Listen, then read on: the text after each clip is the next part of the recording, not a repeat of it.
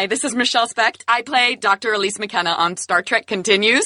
Oh my God, I'm totally fangirling right now because I just met Dan Davidson and Bill Smith of the Trek Geeks podcast. Oh my gosh, they are amazing.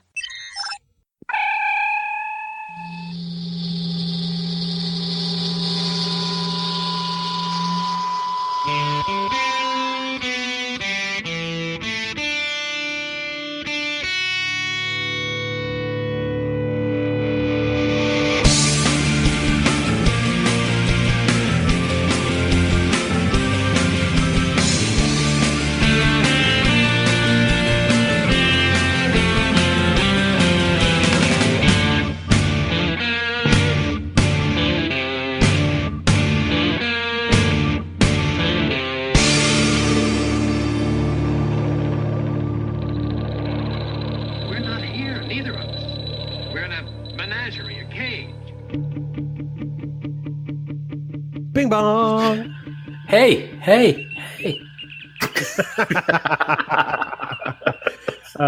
You got a wee bit of echo, laddie. A little bit of echo because I got a new house that doesn't have any furniture or decorations in it. That's okay. Hey, whatever works, right? But it's a new studio. It's 400 meg of download speed, so I ain't complaining, yo. You're crystal clear, by the way. I love it. Fantastic. It's great because we got all the wiring for network throughout the house, so we got it all set up like 2 hours after we closed last week, and the guy came in and I said, we're gonna have to have the modem downstairs, and he's like, nope, I'll take care of everything, and it's awesome. That's fantastic. Yeah, great. So yeah, we've been just non-stop doing stuff since Friday. Well, congratulations and Thanks. Welcome home, by the way. Thanks, man. It's good to be home. Merrimack, New Hampshire. It's lovely. So now both Trek Geeks are in the same city. I don't know if I'd call it a city, but... Or town, whatever. Town, village. For now. Yeah, whatever. I finally get down here, and then you're going to leave. Not right away. No, well, I'll talk you into staying. No, you won't. No, I won't. I will not at all. Not even remotely. Okay. Well, that's all right. I'm going to take a screenshot of this. Hold on.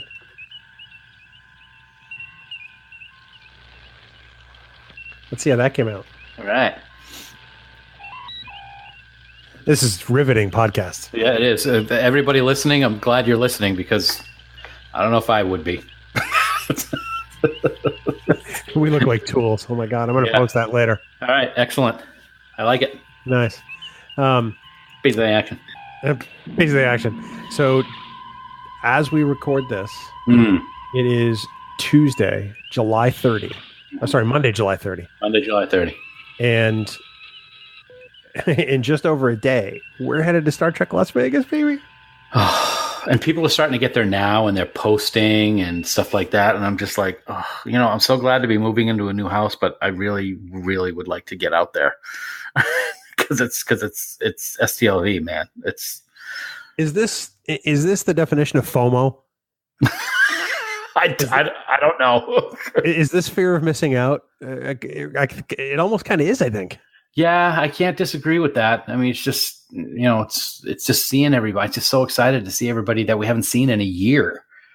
So, I know. That's totally mind-blowing to me. Yeah, it is. So I'm looking forward to it. It's going to be good. Of course, I have to deal with you for 5 days, but whatever.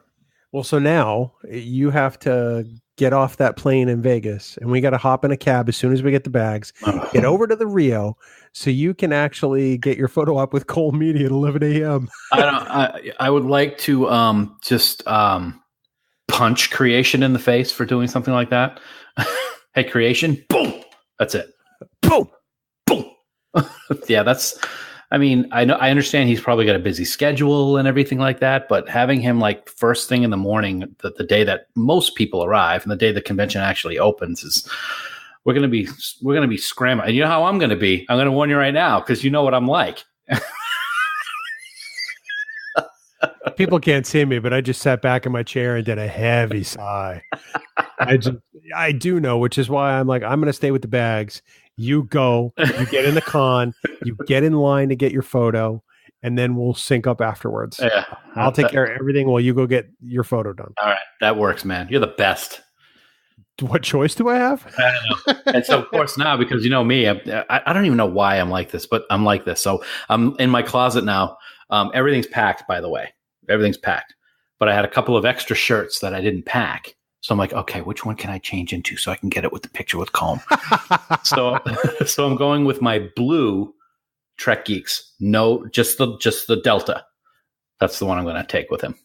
Nice. Well, with my Deep Space Nine 25th anniversary pin on the other side. Oh, I like that. See? Thinking, always thinking.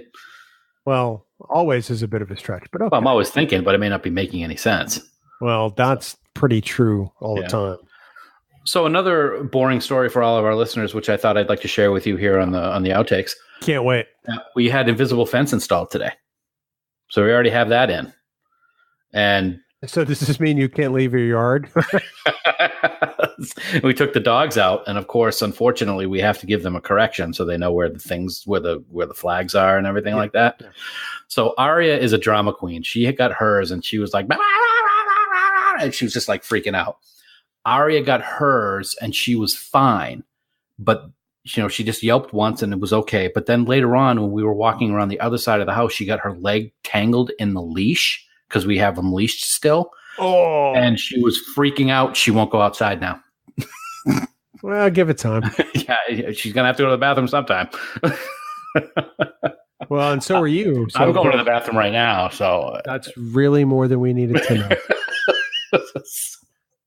That's I don't know what to do with this information. I'm a businessman, Pally. Oh boy, I have no words. I really don't. Are you remotely ready to do this? I'm ready to do this, and I just remembered I have to get up at 5:30 tomorrow because I forgot to do early bird. I told you to do early bird. I forgot. I looked at my reservation today, and I'm like, "Hey, hon, I forgot to do early bird." Did you look online? Yeah.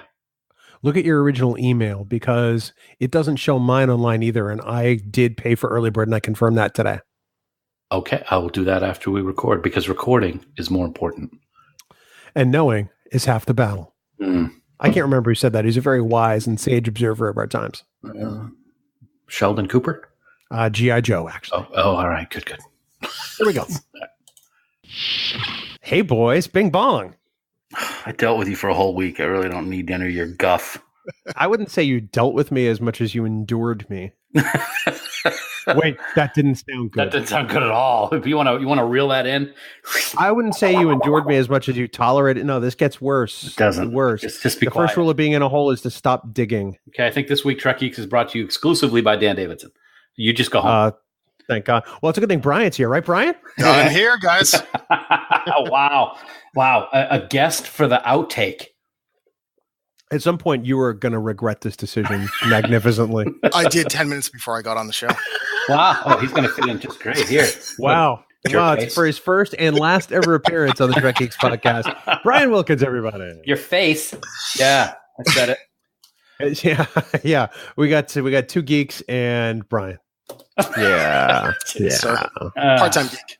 Part-time geek. Hey, any geek is a good geek, whether it's part-time or not. That's true. Hey, so I have to ask you this because this probably won't come up in the course of the show, but we've never really talked about how your fandom started. Mm-hmm. When did you become a fan? What was it that brought you in? What kept you going? So it's funny. I just had to. I did an email interview a couple weeks ago, and I kind of had to think about this. And growing up, to be honest with you guys, I wasn't that big of a Star Trek fan. I saw episodes of TNG here and there, and I'd watch a couple episodes. I was a sci-fi fan, but I was more of a Star Wars fan growing up.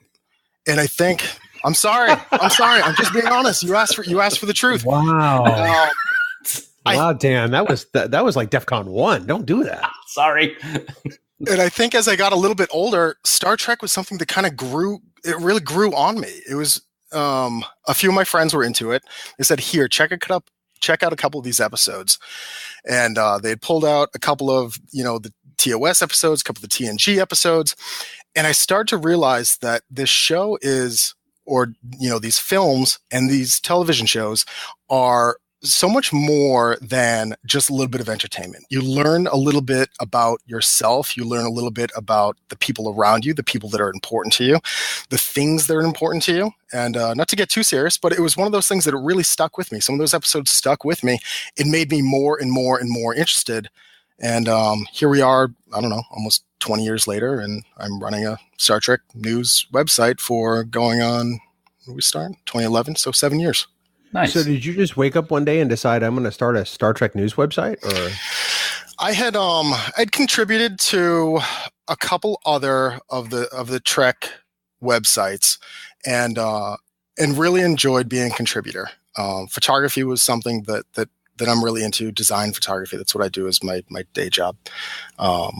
And after contributing for a while, I thought, you know what? There's elements of this that I think that we could do. I'm apprehensive to say better. There's elements of this that I think we could take our own perspective on and contribute and have a different voice on some of these things and the way that we cover these things, whether it's the conventions or the news or the movies or reviews of the television shows or any of this stuff. So that was really the impetus for it, and just wanting to be part of that Star Trek, that subculture. Mm-hmm. Sure. And I don't know if it was similar for you guys, where you just kind of wanted to be part of it. And it was something that I wanted to be part of. And I'm not a writer. I'm not a television writer. I'm not an actor. So it wasn't like I was going to eventually be on a Star Trek television series. So how could I be part of this? And this was kind of my angle to be part of it and kind of live within, this world of Star Trek. That's really interesting. We should tell Krekorian about you and have him dig in on your fandom and Trek profiles, which has quickly become one of my favorite podcasts. And when he hears this, his brain's going to melt down. Because it does every time I say it. So I've heard a ton of good. Oh, sorry. Go ahead. No, I was going to say. So what I heard about all that great explanation is, there wasn't crap to talk about with Star Wars, so I just figured I'd go with something else. Jerk. As much as I loved Star Wars growing up, I didn't have that same connection as I have with Star Trek now. Yeah. It didn't hit me so deeply as Star Trek did. And it's something that builds year after year after year. It's not like, when I was 22, I was so much more of a Star Trek fan. At 38 years old now, I'm more of a Star Trek fan than I was in my mid-20s when I first started watching it. So nice. It's I do have one breaking piece of news that I wanted to share with you since you're sharing this story. Okay. I would love to hear it. Hand fired first. He did, no doubt. No doubt about it. We can all agree upon that. No. Yes, I bet you have. No. Wow, thanks for that insightful commentary, Dan. My pleasure. That's what I'm here for. Yeah. That's why you're here? Yeah. Well, I've made a serious error somewhere along the way. Well, it is supposed to be the outtake. There has to be some kind of drivel in it. This is an awesome conversation we're having with Brian. I had to mix it up a little bit. Right? Well, it's so rare that I get to talk to somebody insightful and intelligent on this podcast, so I thought I'd avail myself of the opportunity. I just fake it the whole way through. So does Dan. Yeah, I do. Yep. I do. Dan actually doesn't listen to this podcast. It's amazing. Do you guys listen to the shows after? Yes. Okay. All right. Absolutely. Because I've talked to some other podcasters, and they won't listen to their shows other than the editing, the minor editing that they'll do after the show. So I do for quality reasons, because I want to be sure that I didn't do something really bad. And you figure 3.5 years in, I should have this down by now, and I probably do. But it's that comfort level of saying, "All right, yep, that sounded good." I didn't make any obvious mistakes.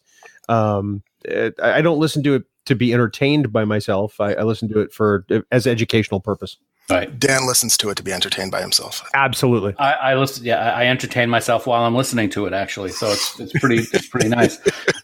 Actually, to be honest, I think a lot of people are this way. I hate the sound of my voice on microphone, and I'm sure Bill does too. That's I just walked into that one like couldn't even believe, but just a rake, bang, garden rake. But it's something that I've never really liked. But usually driving to work or driving back home from work, I'll listen to it when we're not commuting together.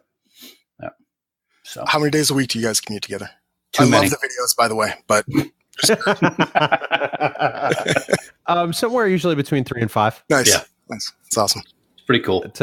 Yeah, because schedules or appointments or whatever. When you were building the house, there were times where you had to be back earlier or later, or come in later, and it works out that way. Or sometimes if traffic really sucks on Route 3, it's hey, leave without me. Right.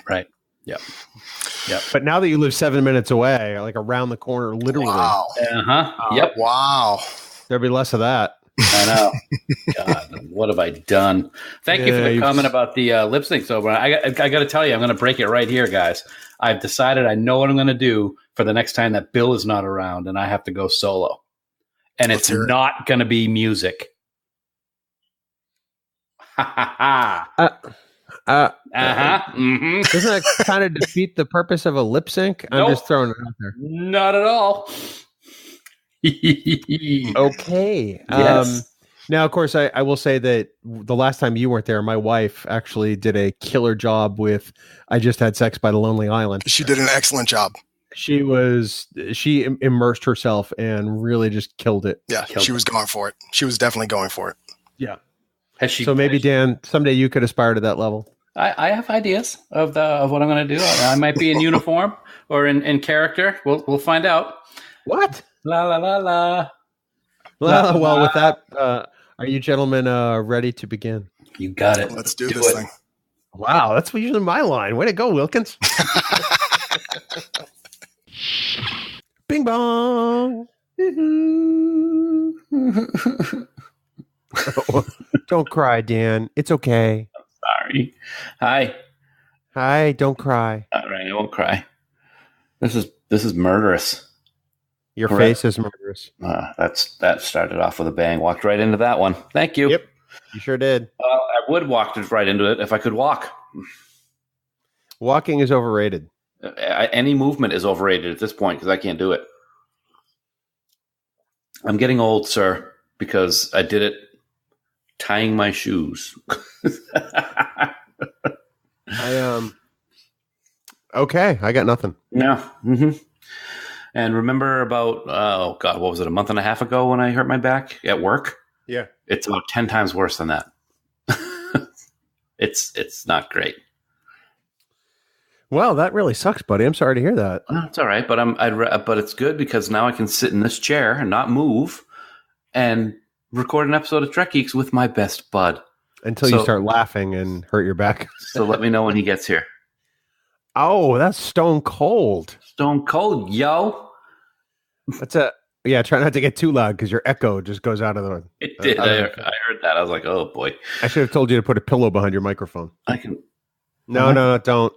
It's over there. It'll only take me about a half hour. Yeah, that's why. It'll only take me about a half an hour. Oh, well. What can you do? The thing that sucks is I was going to do a bunch of stuff around the house today, and I can't do anything. This seems really convenient. honey, I can't. Oh, my back. Wow. Wow. Really? Oh, I'm sorry. Could you give me that drink? Oh, I didn't think of that. Put extra tequila in it. Oh, that's a good idea. It sounds like you're going to be sofa-bound and having a marathon of something, probably Deep Space Nine. The only downfall is you can't iron your underwear today. I know I look at you on the camera. You don't know what to do. You're beside yourself. Okay, I can't even argue with you. It's because if you do, it's going to put you in too much pain. Exactly. Speaking of pain. Yes. So this morning at, I don't know, it was like 5:45. The dogs were jumping around. So obviously they had to go out. So I started to try to get up and I just couldn't. So Sue did.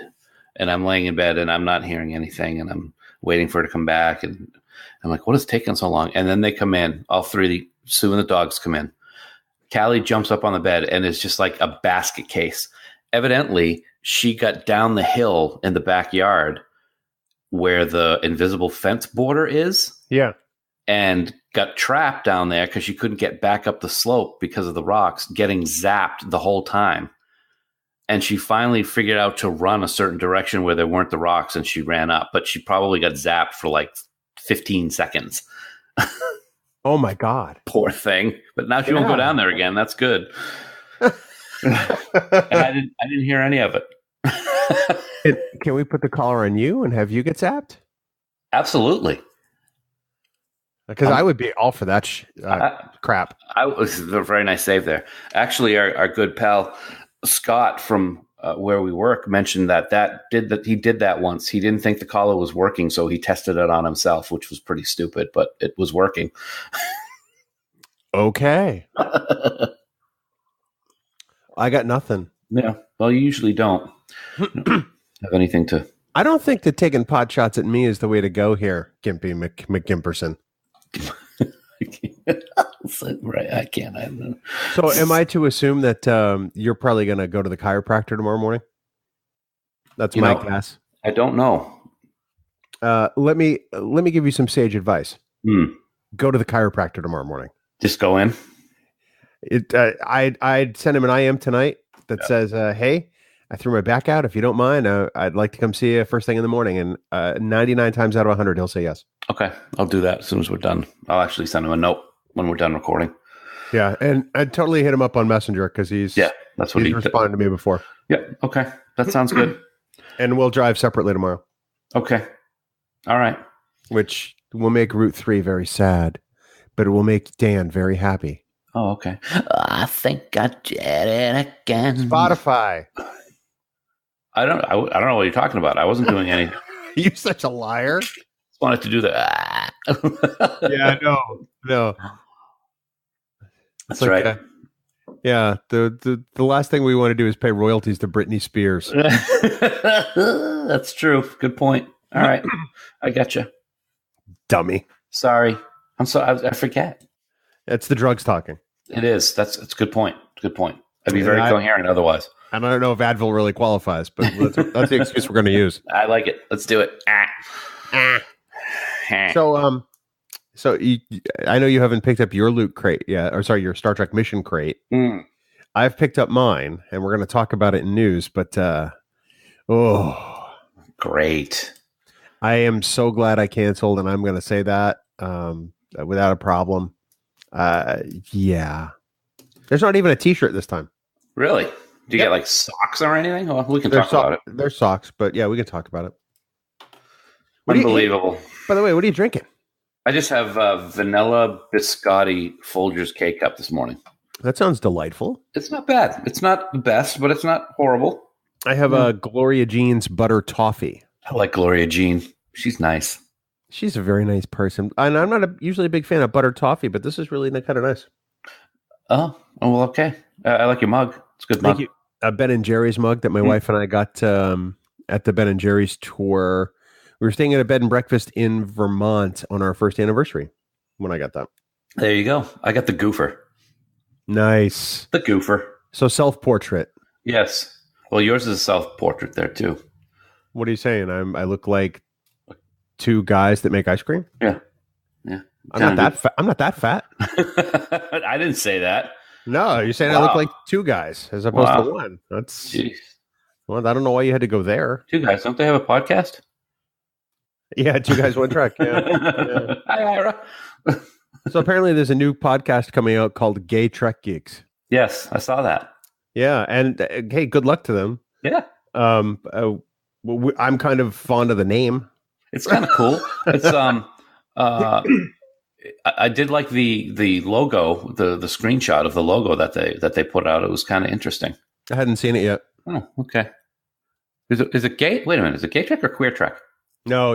You're talking about Queer Trek on Tricorder. Yes, that's what I was thinking. I'm talking about Gay Trek Geeks. Oh, yes. I have seen that. When I try to do a search in Facebook, it's like, oh, hi guys. That's our name. Kinda. Mostly. Kinda. Although we did meet people in Vegas who initially thought that we were a couple when they met us. That is true. And didn't realize that we're married to other people, right?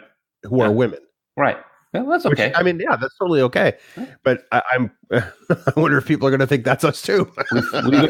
We fight like we're married, jerk.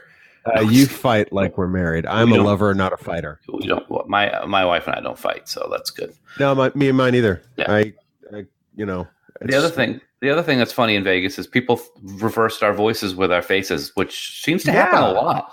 That kind of surprises me. Oh, well, because your voice is kind of ingratiating and painful. So, I mean, mean, when you take my mellifluous tones, I would think that it would go with this beautiful face. I'm shutting my camera off. Oh, there you go. Here I am again. Oh my God! Sorry. Oh my God! Too early. Hey, we should take a screenshot for Twitter as we record. All right, let me get my pose up. Ready? 1, 2, 3. Thank you. This is riveting conversation. Thank you, everybody, for listening in. I hate you so much. You ready to do this? Yes. Yeah. Yes. Jerk. Okay. Shut up and take some more drugs. Okay. Bing bong. You okay? I'm fine. How are you? That was a little squeaky. I got to mix it up every now and then. Should be like bing bong. Like what? Like what? Bing bong. See, I don't have boomerang and stuff right here in this chat window. So, I mean, the only way I can see that over and over is to get you to do it over and over. Dude, I'm shredded. You're what? Shredded. I could fall asleep just sitting here right now. But yet there you are drinking margarita. Well, it's me. Better podcasting through libation. I love it. I like that a lot. That should be the official motto of this podcast. How are you? How are you? I'm well. Your face is well. Thank you. Mm-hmm. As you know, my wife and I were in the Atlanta area last weekend. Yes, I do. Which was a great time with family. Good. I got to say, I have my niece and nephew now have families of their own, so now I have great nieces and great nephews, and what a bunch of fun, good-natured kids. It was a great weekend. So you mean second generation nieces and nephews, not just that they're awesome? Correct. Okay, just wanted to make sure, but they are awesome. They absolutely are. Okay. All 6 of them. They are just a bunch of fun kids, and we laughed a lot all weekend long and had lots of great new memories for them. So it was fantastic. Awesome. That's always good to hear. I always liked the Atlanta area. My brother went to Georgia Tech, so I would drive down there, or I would fly down there every year when his school got out for the summer. And I'd go down there a day or so early, and we'd do stuff around town, and then we'd drive his car back home to New Hampshire. Which was always quite an interesting escapade. That's a very carefully selected word, my friend. It was a 1976 or maybe 80s Buick Regal, and one year the air conditioner wasn't working. That was fun. And we used to have his big giant boombox in the middle of the big seat in the front playing Pat Benatar and Stevie Nicks for most of the trip home. Oh my God, that's fantastic! And it was before cell phones. So the one time where we decided to drive later than we told my folks, my dad had the Virginia State Police out looking for us because he thought we might have been in an accident. Well, no air conditioning leaving Atlanta in May when Tech gets out for the year. That had to be horrible. It wasn't fun. And it was also like if it rained and the windows would fog up, there was nothing to clear it out. So it was always good too. Well, someday you may get the chance to make that drive again. Why? No. For you, anything, my man. Except that. Probably. Yeah. I'll do it for Kelly. Or Abby. Sweetheart. Oh, yeah. You should absolutely do it for them. Don't do a damn thing for me. No. I do enough for you here on this very podcast. Well, thank you. You and your magnanimous ways. Oh, luminous one, to steal a line from Battlestar Galactica. Wow. By your command. But I am the executive producer, as you like to point out, all too often. Yeah. I miss that guy. I miss him too. Golly. Jeez. I miss that guy. So yeah, we're back and stuff. Yeah. It sucks that my travel schedule caused this episode to be slightly delayed this week, but that's okay.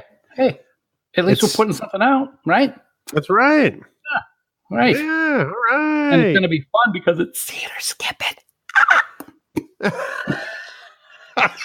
It's not just a fan favorite, people. It's a Dan favorite. Yeah. Oh, I like that. Here's what I have to know. So you, of course, do a Friday commute celebration lip sync with me just about every week. And you've been holding out. Why? On doing Michael Jackson songs till you find your sequin glove. Yes.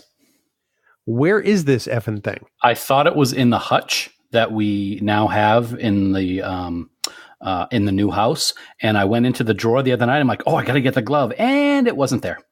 So I have not gotten rid of it. I know that. And I will find it. And it will be a magical moment when I find it. And we can record Michael Jackson for the Friday Commute celebration. Magical for whom? For you, because you're going to be like, oh my God, he's as good as he says he is. And it's funny because yesterday, as we record this, was Michael Jackson's birthday. So on Sirius XM, they had all kinds of Michael songs playing. And as I was driving home, Bad was on. And dude, I was killing it, lip syncing to that.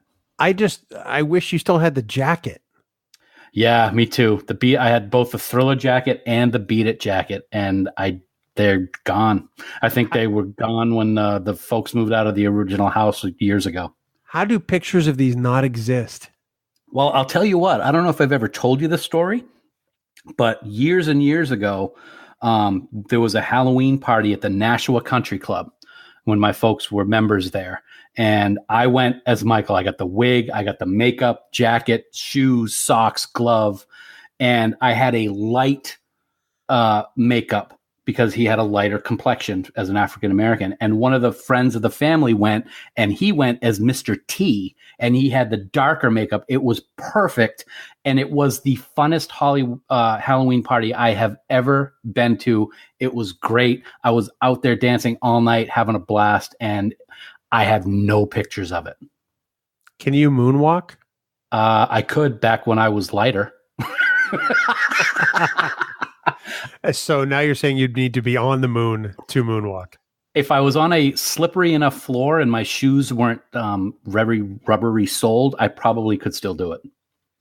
Standing on the toes, though, like I used to be able to, is not happening unless my ankles snap like two pieces of paper brought together and folded. Like a pencil. Like a pencil, exactly. Yes. So we need to get you to do this in Vegas.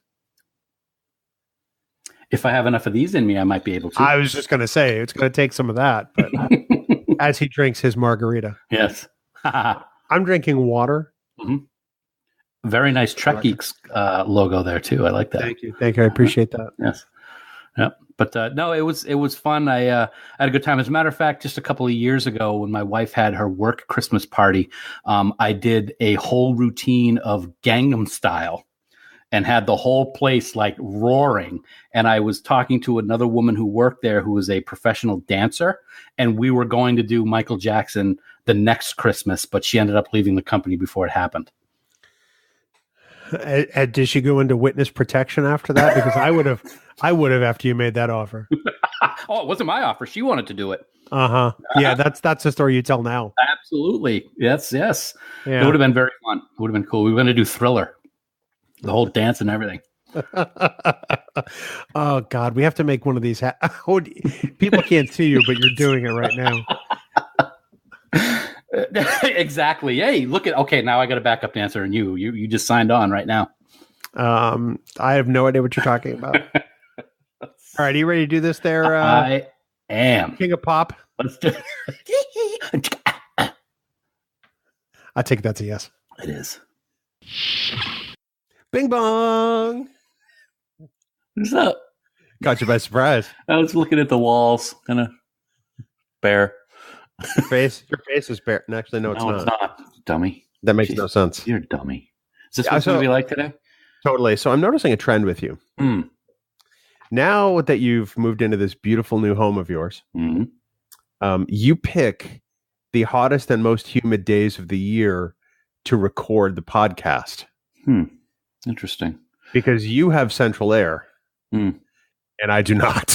I apologize. I didn't realize that it was hot and humid this morning, since I'm up here in my lovely 72-degree podcast studio. air conditioner's on my foot right now. I got my foot on the vent, so I get a nice little breeze on my toes, my little tootsies.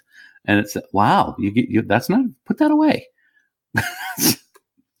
Just to clarify, I'm flipping you the bird right now before anybody thinks it's anything else. Wow. Yeah, I didn't realize it was supposed to be humid again today because it was so awesome yesterday. Well, the humidity trended up a little bit yesterday as we get into weather talk here on the Trek Geeks podcast. Don Kent, Bruce Schwegler. Bruce Schwegler. Oh, my God. If we're not talking about Cardi's Furniture, it's WBC TV 4. Don Kent used to bank with me. Really? Yeah, in the days like where he was pretty much retired and living in the Lakes region, he would do weather for a radio station up in Laconia, New Hampshire, WLNH 98.3 on your FM dial. Mm-hmm. And he would do weather for them pretty much exclusively. And then he would branch out to a few more stations. But he was living in the Lakes region, and he would come to my bank. And I would see him occasionally. Him and also Bob Wilson, the former voice of the Boston Bruins. Yes. It's funny. Now, for those of you who may not be in the New England area and are asking, who is this Don Kent fellow? He was a meteorologist back in the day where they had sliding maps and they used markers to draw the weather on the map. That's how long ago it was. None of this computerized stuff. Don Kent was considered the dean of meteorologists in New England because, WBZ was the first TV station in the New England area. Right. And then there was Al Caprillion. High pressure. So Al lives in our town. He lives in Merrimack? Yeah. Oh, I'm going to have to go find him and say hi. If you ever go to the Shaws on Daniel Webster, you'll see him occasionally. Oh. Red Sox baseball brought to you by Shaw's. Sorry. Yeah, I don't listen to Red Sox on the radio. No, it's Joe Castiglione. I can't stand that guy. He dude, I've listened to him for decades. He needs to retire. It's time. You know how I am with stats and stuff like that. You need to make sure that you get your stuff right. And when he makes mistakes like he does on the broadcast about Red Sox stats and scores and what's going on at that particular moment, I get a little irritated. And I realize we've just lost an entire chunk of our audience that could not care any less about Boston sports than they already don't care. Yeah, it's the outtake. But it's the outtake. What cemented my opinion for Joe Castiglione was the first Red Sox victory after 86 years in the World Series. That was just so lame. And the Red Sox are world champions. You compare that to the Patriots Super Bowl, the first one they ever won, with Gil Santos, where he is coming unhinged and screaming into the microphone, and that's all I need to know about Joe Castiglione. It's good! It's good! The Patriots are world champions! Can you believe it? Oh, yeah. Can you believe it? The Red Sox are world champions. Just a bit outside ball 4. Okay. Ball 8. That's enough. Ball 16. That ball 16 is never actually said in the movie, but I know what you're talking about. Yeah. Mm-hmm. No, I always carry it 4. Plus, I was saying it as Joe Castiglione and not Bob Uecker. Mm-hmm. But Joe Castiglione would go ball 16. Jeez. Anyway, it's just smarmy. It's smarmy. Smarmy. Wow, that's a good word. I'm going to use that today in at least 5 random sentences. Please, not during the podcast. Oh, I had 4 of them all lined up. Forget it now. No, I know that's a lie because you don't think that fast. Whoa, hey, come on now. I'd be thinking good, yo. Yeah, okay, Univac. And I say that because not only are you old. Yeah, I am. Not only can you do math. I can't. But you're also as big as a room. Wow. Ladies and gentlemen, I would like to thank my illustrious co-host for starting the morning off on such a positive note. Hey, now I'm as big as 3 Univacs. Okay, I haven't been able to go to the gym for 2.5 weeks because of my back, and now he's saying I'm as large as a room. So obviously things are catching up with me. Dude, I'm as big as an entire building. Come on. Your heart is as big as an entire building. Wow. No. Either that means that you're really full of love, or your chest is going to explode and you're going to have a heart attack. One or the other. I'm not sure. It's probably the latter. No, watch next week. Oops. Yeah, you're going to feel like crap. Oh, the orb of prophecy was right. And Dan's like, I have Trek Geeks all to myself now. Well, I couldn't do it without you. You'd find a way, but I couldn't do it without you. I hate you so much. I know. It's my gift. Yeah, that's your gift. So yeah, I cried Friday night. Mm-hmm. I rewatched this yesterday. And oh yeah. Waterworks. And we'll talk about this later. You know what scene really gets me? The first time? Okay, no, let me ask you this. Maybe we'll just talk about this now. We won't talk about this during I do want to talk about it during the show too, because yes. What's the first scene where you find yourself in tears? Pretty much the opening teaser when he's not as much, but when he says the worst thing that could ever happen to a young man, my father died. Because Tony Todd always has tears in his eyes almost the entire episode. Yeah. But the one that really starts getting to me is when they're in sickbay and Ben says, "How are you doing, Jake?" And the look on Jake's face and the pain and anguish, and Ben just grabs his head. Oh, God. You know what scene gets me? And like really right in the feels is the one where Nerys is talking to Jake. Up on the pylon? Yeah, or in front of that window, and it's very darkly lit. You see mostly their silhouettes. Yes. Yep. And the conversation they have just really just rips my heart out. It is such a wonderful scene, and I love the way they shot that because it is unlike anything that they've ever done in Deep Space Nine. It's funny that you say that because as that scene was playing when I was watching it, I was thinking, oh, it's really cool how it's just their silhouettes and you can see Kira's nose ridges. And then how he says that if I leave, then I don't have anything left of him to hold on to. And they just touch foreheads. It's so good. Oh, yeah. Oh,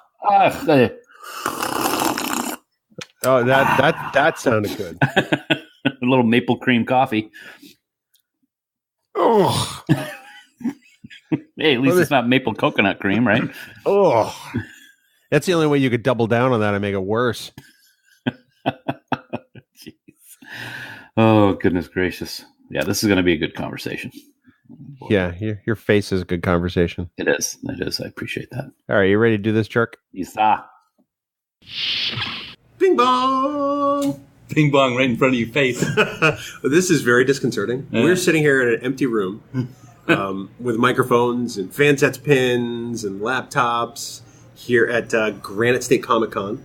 And we're getting ready to do our first ever live recording. I don't disagree. You probably need to speak up a little louder. I don't disagree. For once. Jerk. You ready for this? I'm ready. This is good. This is going to be good. It's going to be awesome. We have to... Everybody here at Granite State Comic Con has been fantastic. There was a bit of a snafu with us not being in the printed program for the event. We were on the website. Yep. We have been hitting it on social media. I mean, Doug Jones was amazing and retweeted about our panel. Because Doug Jones is amazing. Yes. Oh my God, meeting him yesterday was so awesome. It was very awesome. Should we tell the Sam story? The Sam story. When we went to get his... Oh yeah, absolutely. Tell the Sam story. All right, so Sam Bartholomeos and Sarah Middich and Damon Runyon were all at a table. Sounds like Funyun. Funyun, yeah. And if it's the hot and spicy kind, it would be the hot and spicy Funyun. Runyon. Anyway, so we go to get Bill's poster signed by these wonderful cast members, and Sam is the first one. And as Bill is paying for... Well, let me back up a step. Of course, we know that Sam's character... Danby Connor. Yeah, gets killed pretty quick in the beginning of Discovery. Yep. And then shows up in the Mirror Universe only to get killed again pretty quick in the Mirror Universe. Both times based on the actions of Michael Burnham. Yeah, in a way. Nice job, girl. So anyway, we're there to meet them. They all look great. They're all smiling, and Bill's paying for the autographs. And I go, Bill, you better hurry up. Sam's been here only 5 minutes. He's probably going to be dead in a minute or two. And everybody just started cracking up. It was awesome. Except Sam. Sam was he did give me the dagger eyes of death. No, he didn't. He was pretty awesome about it. Yeah, no, it was they were so great to meet, and then they talked to us for at least 10 minutes afterwards. It was great. It was awesome. And Sarah wanted to know all about our podcast and all that stuff, and whether we were local. Of course, we are. We truly only live about 15, 20 minutes from here. I think it's more on the 15-minute side. Very close. The way you drive. Yes. Yeah. A lot of squirrels. A lot of squirrels. What is with the squirrels in New Hampshire dead on the road this year? It's a global climate change type thing. Oh. It's been warmer. There's less food for them, so now they're having to venture out and find food. And unfortunately, it means crossing roads. This is fantastic. It's the Audubon Society portion of the Trek Geeks podcast. It is pretty good. And see, they eat a lot of nuts, but maybe if they switched to coconuts, they would have a better time getting food for the winter. I don't wish that on anybody. Okay. I wish it on you. Yeah. Because I don't like you. Well, anyway. So we could potentially have one person in the room. Possibly. We could potentially have 50 people in the room. Maybe. It's a smaller room. Yeah. Which is fine. I mean, it's intimate. It's good for podcast recording. Get your hand off me. Sorry. It's good for podcast recording. It is very good. And whether it's one person or 50, I think we're going to have fun. That's really what matters. If it's one person, they're going to walk away with a metric ton of fan set stuff. Lot of pins. We got a lot of pins to give away. What, we have like 20 pins? 15, 20 pins there? I don't count. Math is hard.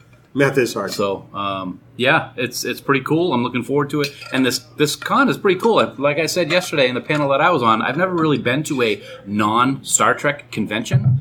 So this one's like all-encompassing everything. And the cosplay here is freaking awesome. Yeah. What are you cosplaying as today? I'm going as somebody that pretends to like you. Well, you're doing a pretty good job. Yeah. No, we've seen everything from, a variety of Harley Quinns and Deadpools to some we saw a life-size Pikachu. I got one for you that I don't know if you noticed yesterday. As people who have had the pleasure of talking to Andy Robinson here on the podcast, there was somebody yesterday cosplaying as Frank from Hellraiser. Oh, my God. The guy who, his body's all, decomposed and everything like that, and he was holding the Hellraiser box in his hand. He was walking around wearing a nice Italian suit. That was pretty cool. Are you sure they weren't going as Dan Davidson? I'm going to punch you in the throat. Boom! Oh, so Doug Jones, getting back to that for a second. Yeah. Probably one of the nicest human beings on the planet. This is not an exaggeration. If you ever get the opportunity to meet Doug Jones, take advantage of it and get the selfie. I mean, he hugs every fan that gets a selfie with him. He hugs every fan that gets an autograph. He gets up from the table. Yeah, he really does. He's so genuinely kind that I'm so psyched that somebody like that is a part of Star Trek. Me too. The thing that's funny, you said that he's one of the nicest human beings on the planet, but he never plays one. A human being, yeah. I know. Yeah, he was cool. That's ironic, Alanis Morissette. And he recognized me. He said, "Hey, it's good to see you again." I'm like, "Wow." It probably helped that you had a photo with him. And I'm a stalker. One or the other, I'm not really sure. That probably helped that you had a photo with him that you had taken to Star Trek Las Vegas last month. Well, he didn't see it before he said that. You had it right there. No, you don't. You're mistaken. No, I'm not. You don't even know what you're talking about. Look at you, a nerd boner. What do you know? Wow. Okay. Hey, we're PG-13. Yeah, that's all right. Yeah. You can say that on the podcast. If the nerd, I can bleep it out. That's true. Hi. Come on in. We got a podcast starting. Morning, guys. Hey, how you doing? Good. How are you? Good. We got our first guest walking in right now. It's all good. Yeah. We do have the mic running right now, just so you know. Oh, okay. Yeah. We were just we do a little bit of just casual conversation before we ever do a podcast, and we incorporate it as an outtake. So, Sure. So you've walked into actual recording, just so under New Hampshire law, I've disclosed it to you. Okay. Great. There you go. Great. Yeah. I'm also not New Hampshire law, but just general law. This guy, you're really not going to like him. I'm pointing to Bill. I am pointing to you. Thank you. Yes. Thank you. Yeah. So welcome. Thank you. Thank you. You are. My name's Jay. Hey, Jay. I'm Bill. Bill and Dan. Yep. I'm part of Camp Kimber. Kid. Excellent. Oh, Our first guest right is entered the room. I was like, God, that guy looks really familiar. It's weird because, when you have these things on social media, you never really expect that you're going to encounter people in real life. Mm-hmm. And it's really kind of cool when it happens. Yep. It's very cool. Yeah. Awesome. I took a rider from Connecticut. Nice. Just for the panel. What? That's fantastic. Thank you. Oh, man, now there's pressure. Wow. I can't do it. And now you're going to be in the outtake. That's awesome. Yeah. And your name is even in it, so everybody's going to know you. You're going to be famous on Camp Kittimer. Everybody say hi, Jay. Hi, Jay. Hi. Hi, guys. No, I have to admit, I really enjoyed last week, The Visitor. Thank you. Oh, thank you so much. Fantastic. Thank you. It was one that we wanted to do for a long, long time, and we weren't quite sure when was the right time to do it. Because, when you have an episode that's that serious and then impactful. I mean, let's face it, we don't always do serious and impactful because we like to give each other a bunch of crap. Yep. And when we do it, we kind of have to strategically place it like, all right, we want to do something heavy and serious here, and we can't really do a whole lot of yucks around it. Mm-hmm. And so, but I was glad that we finally took the opportunity to do it because it's just an episode that means so much to me. I know it does to you. It's sort of like how they placed it in season 4, when you think about it. Yeah, it's true. Mm-hmm. It's true. Right at the beginning, which was good. See, I'm not just a color man. I'm amazed that you're even here because the Patriots play today. Yeah. Mm-hmm. At 1. I know. It's the kickoff of the 98th season of the National Football League. It is. Yeah. You want since we're doing the outtake and we like to joke around, you want to talk about the pants that we saw at Dunkin' Donuts this morning? No. All right, so we walk into Dunkin' Donuts. So we're going to talk about that. I throw things all over to get coffee on the way here. And it's the one that's like maybe 10 minutes from our neighborhood. He lives now like 7 minutes away from me. And we walk in, there's this guy in full Steeler regalia. Sorry. I mean, like, he's wearing these pants that are just loud, and they're black. Awful. And gold, and they were awful. He walks by, he's holding a cup that has the Patriots logo, and he goes, I can't believe they serve us coffee in these ugly cups. I said, I can't believe you're wearing those ugly pants. Then we get out of there. And then we left. Because we know how Steelers fans are. No, I'm just kidding. We kid, Vic Mignogna, we kid. Yes. Last Christmas, my wife and I went to Mexico for vacation. Mm. So I was wearing my Brady shirt. Nice. And I was in Denver airport, and some guy walked up to me and said, "You're in Broncos territory now." And he was very angry there. That happens. That's happened to me. So we're in loser territory? Oh, sorry, Lou. Get it? Loser. Lou. Fansets, we love you guys. We love Fansets. We're going to get in trouble for that one. You're going to get in trouble. I didn't say a thing. Hey, you didn't hit the pause button. No, it's live. This is the perils of live podcasting. Well, then you got to deal with what gets dished to you, son. All right, you ready to do this? I'm ready to do it. Let's go. Bing bong. More complex than brown. Much superior. Actually, I'm sorry. Let me rephrase that. Bing bong. More complex than Bill. Much superior. More complex than coconut. Coconut. I'm I'm going to kill you. Okay, so I hate Cyrano Jones. I'm like, I don't just dislike him. I hate him. He's so annoying. Yes. And the only thing that makes him more annoying is you continually doing that one Cyrano Jones quote. Go ahead. Tribbles are not dangerous. I want to rip out your larynx every time I hear it. And it's great because anytime we talk about something that could be dangerous, I get to throw that at you and I just watch your blood pressure skyrocket. Skyrocket? Skyrocket right through the voice messages. Voice messages. Pine cones. Pine cones. So we have new neighbors next door. Yay? These are our third new neighbors in like a year and a half. So I'm guessing the common denominator is you. That's what I'm thinking. Maybe they hear us, me podcasting, talking to nobody, talking about Star Trek. But okay, well, because they can't hear you. Well, that's true. I thought you were calling me a nobody, but you are. But that's beside the point this time. I can't help it if you're a nobody, Dan. Everybody thinks that. I know. Go eat some worms. Gonna go to the garden. Yeah. Yeah, with all the rain we had today, I'm sure that there's plenty on the surface. So, but yeah, I mean, so new neighbors. So I apologize if there's any banging or hammering. Okay. During the recording tonight, because I think they're hanging stuff on the wall. It's not a problem. It's not a problem.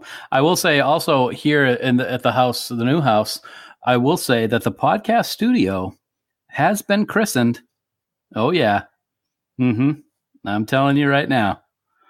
Did you break a bottle over its bow? No. Let's just say that the room is not as innocent as it once was. Yeah. Dog peed on the floor. I'm like, where's he going with this? We're a family show. Exactly. We've had a gate at the bottom of the stairs because Aria does have a tendency to pee when she's in a new place or nervous or whatever. And she did 4 times the night we moved in, including on the couch, on our bed, the new on couch. The floor. Yes, the brand new couch that had been in the house for less than like 8 hours. So we've been putting the gate up, and she's been great. She hasn't peed in the house at all since that first weekend.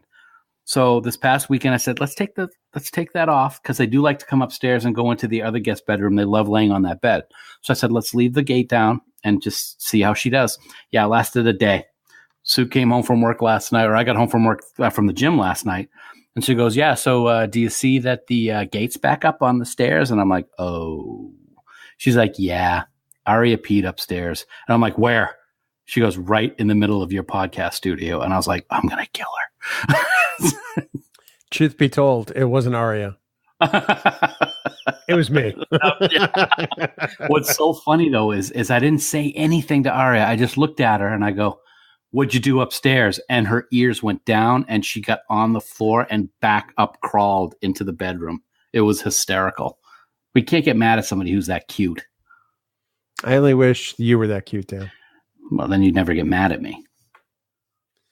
That's not true. No, it's not true at all. Not true at all. Not even remotely true. Hey, you're going on a cruise soon. Yes, I am. You're very excited. This coming weekend, I will board a ship bound for destinations in the Caribbean and hopefully dodging hurricanes if there are any. And Captain Barbosa and Davy Jones. Who? The second one I know. He was in the Monkees. But, that's good. Very nice. Thank you. That's good. I liked that. Captain who? Barbosa. I don't know who that is. He was Jeffrey Hunter played him. No, he was in Star Trek. That's right. It was oh God, what's the guy's name? I don't know. He was an actor, and he was the main protagonist for Captain Jack Sparrow in the first Pirates of the Caribbean movie. Oh, Jeffrey Rush. Rush, that's what it was. Yep.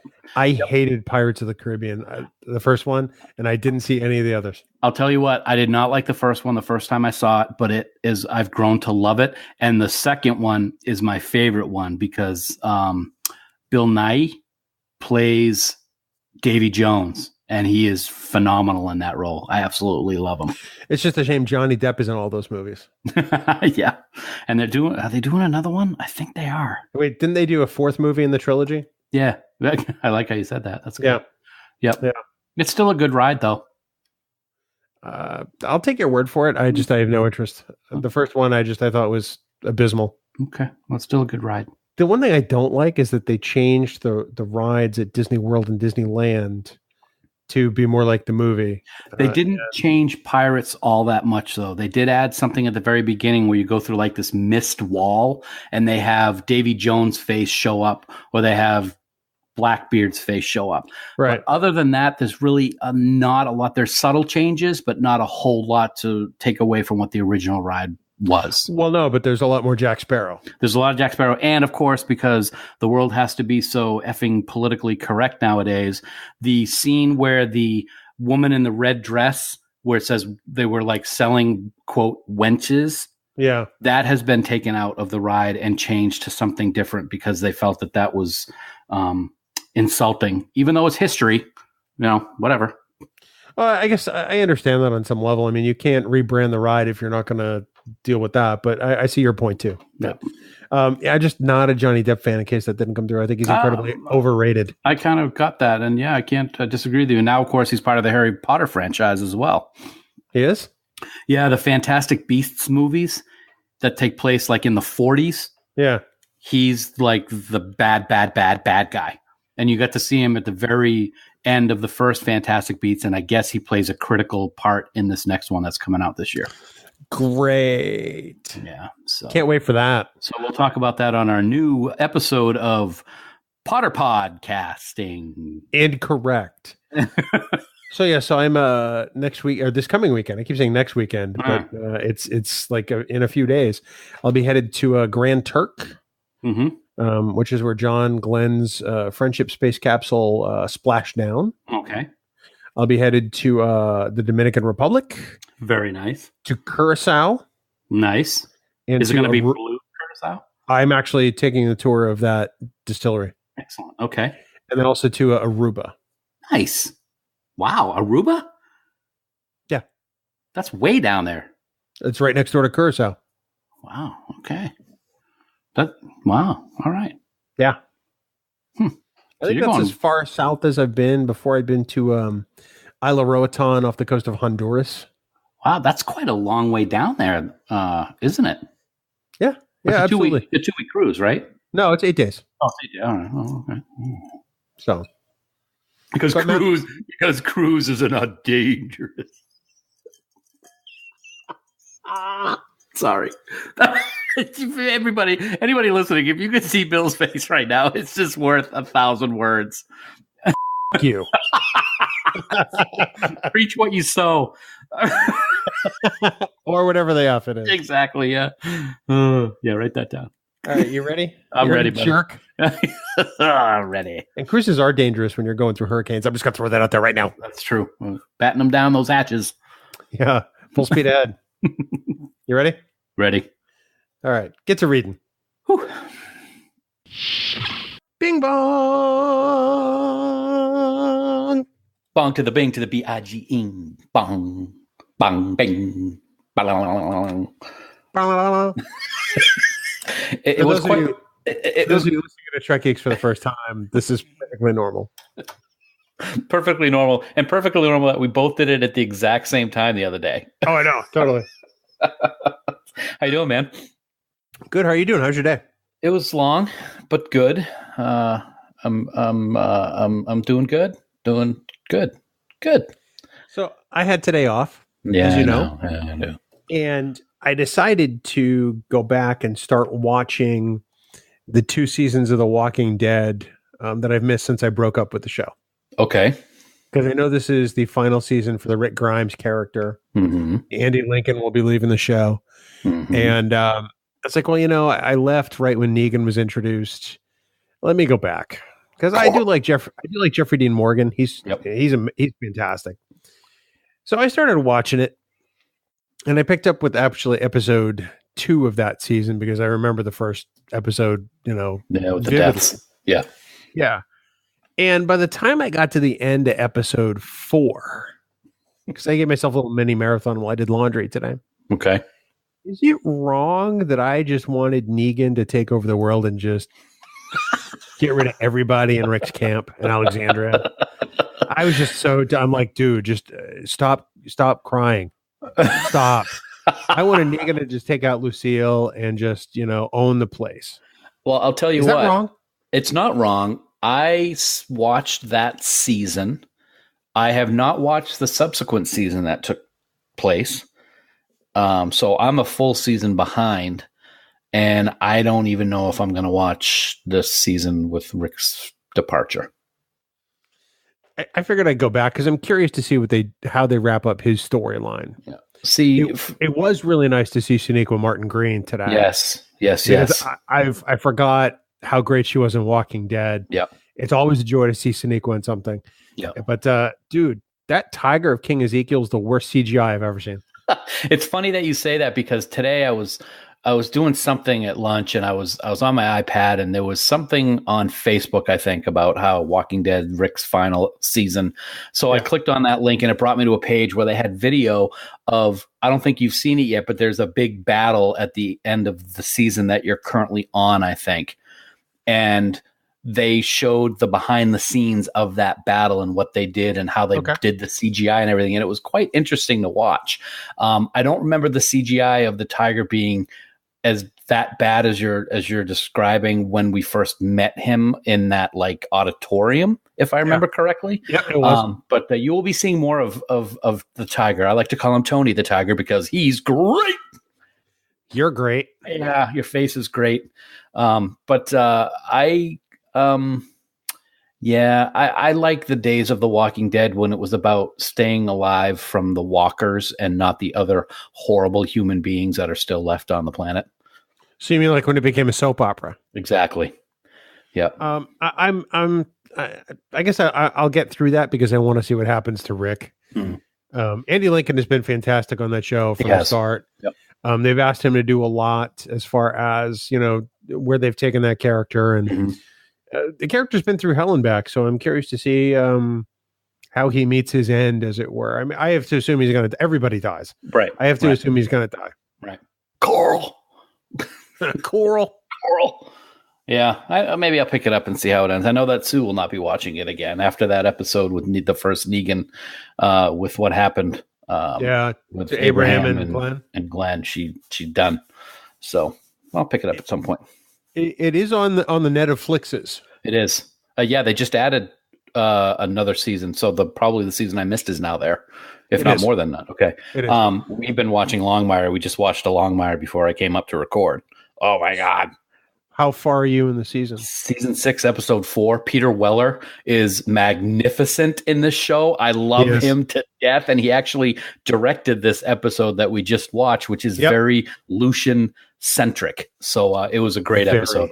Yeah. Very.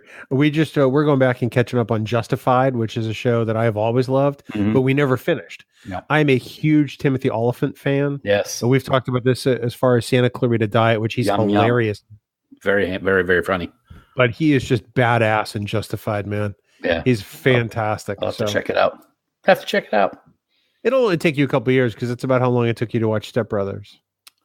Well, yeah, but it might be different because now I trust your recommendations because of Step Brothers. Dude, at that point, I'd known you for like 20 years. You didn't trust my recommendations then? I don't think you gave me any recommendations then. I'm sure I gave you plenty of recommendations. In fact, I recommended Step Brothers for a year before I actually just broke down and bought you the DVD and sent it to you. I appreciate it. My plan worked. I didn't have to pay for it. Now I got a great movie. I really wish I had dropped your Enterprise again while I was at your house the other night, you jerk. I know, that was funny. Oh, goodness gracious. Yes, fun times. Good times. We gotta try to figure out what to watch next because we just finished The Crown, season 2. We're wrapping up Longmire, which we love.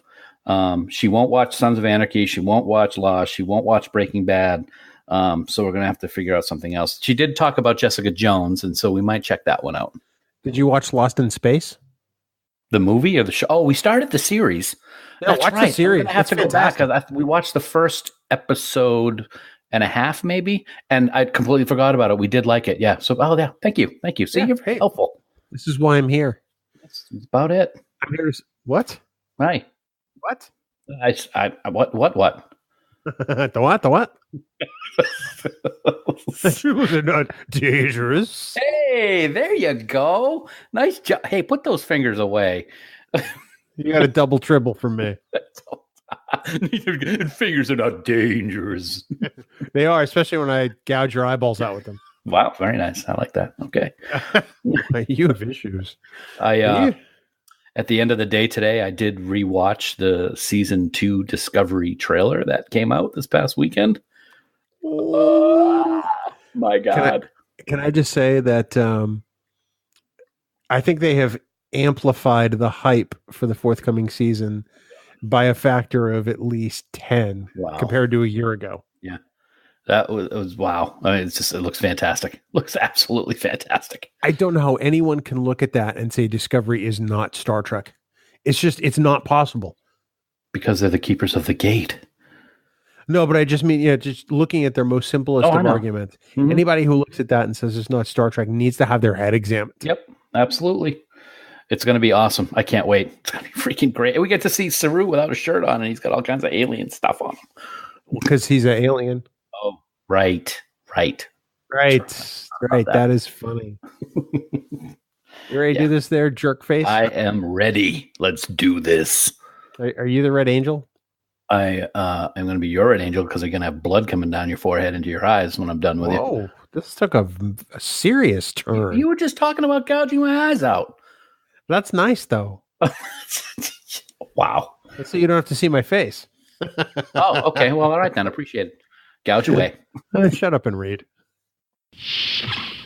Bing bong. Bing bong. Wow. That's pretty talented for this hour of the day. I appreciate that. No, you normally don't hit your stride till about 9:30 at night. That's when I'm ready to go to bed. Well, see, I'm full of energy because I haven't been up till 2 a.m. watching Red Sox games the last couple of nights. So before we get into that, we should apologize to everybody for not having an outtake last week due to a technical issue. We use a platform called Squadcast to record, and there was an issue with our audio files. They were able to resurrect the episode, which was awesome, but they lost the outtake, which was unfortunate. So as a result, we didn't have an outtake last week. For those who have come to love and expect the outtakes, we're back. Yay, I guess. It was probably the best outtake ever, too. That's what's so sad about it. I know. It was so good. It's like right up there with the initial, coconut outtake. Wow. That's quite a pedestal to be putting it on there, Bill. It's, it was what, episode 14, STLV for Noobs? Wow. That's a long time ago.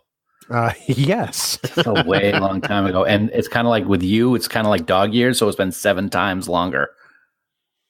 I said it, and I'm not sorry about it. I can't wait to have separate hotel rooms in Albany now. Me preaching to the choir. So our time honored Boston Red Sox are in the World Series against now the Los Angeles Dodgers as of last night, as we record this. And I got to say, it's a series I'm looking forward to for no other reason that I know Dodger fans who are being absolutely cool about this. Oh, absolutely. Well, see, that's the difference. They're not New York fans, so they're not being jerks. I said it. Yeah, I'm looking forward to it too. We haven't had a Boston LA finals in baseball and I don't know how long, but in any sport. I mean, the Lakers Celtics back in 2008, 2009, maybe somewhere like that. So it's been a while. So it's going to be fun. I'm looking forward to it. I have a lot of faith in the Sox, of course, being the number 1 team all season, 108 wins, blah, blah, blah. And what they did with the Yankees and previously defending champs. So I'm really excited. As you know, I stay up for every game. And if memory serves, games 3, 4, and 5 will be this coming weekend when we are in Albany. So you're going to be up late with me. No, I won't. Let me know when you get back from whatever bar you go to watch the game because I'll be asleep. All right. No, I'll probably be up with you to some extent too. I mean, yeah, I'm looking forward to it. Although I'm old. I get tired. What can I say? I'm tired of you. Does that count? No, you've been tired of me for like 24 years and 365 days. True. Oh, so okay. So add another year to that. Oh, all right. I see. All right. Okay, I see your math. I like your math. You're good with math. Math is hard. No. So I was very excited yesterday, as you saw. I finally hung up my fan sets collectible framed sets. They look so good. I'm very happy with how it came out. I didn't screw up the measuring when I did the gaps in between that I wanted to have. And I left room for many more, which is also good because I know there'll be many more, which I will be purchasing because fan sets is pinpoint accuracy, Bill. And they are Star Trek, just to throw that out there. You should take a photo of that and post it, outside of Trek Tuesday because that's how good it looks.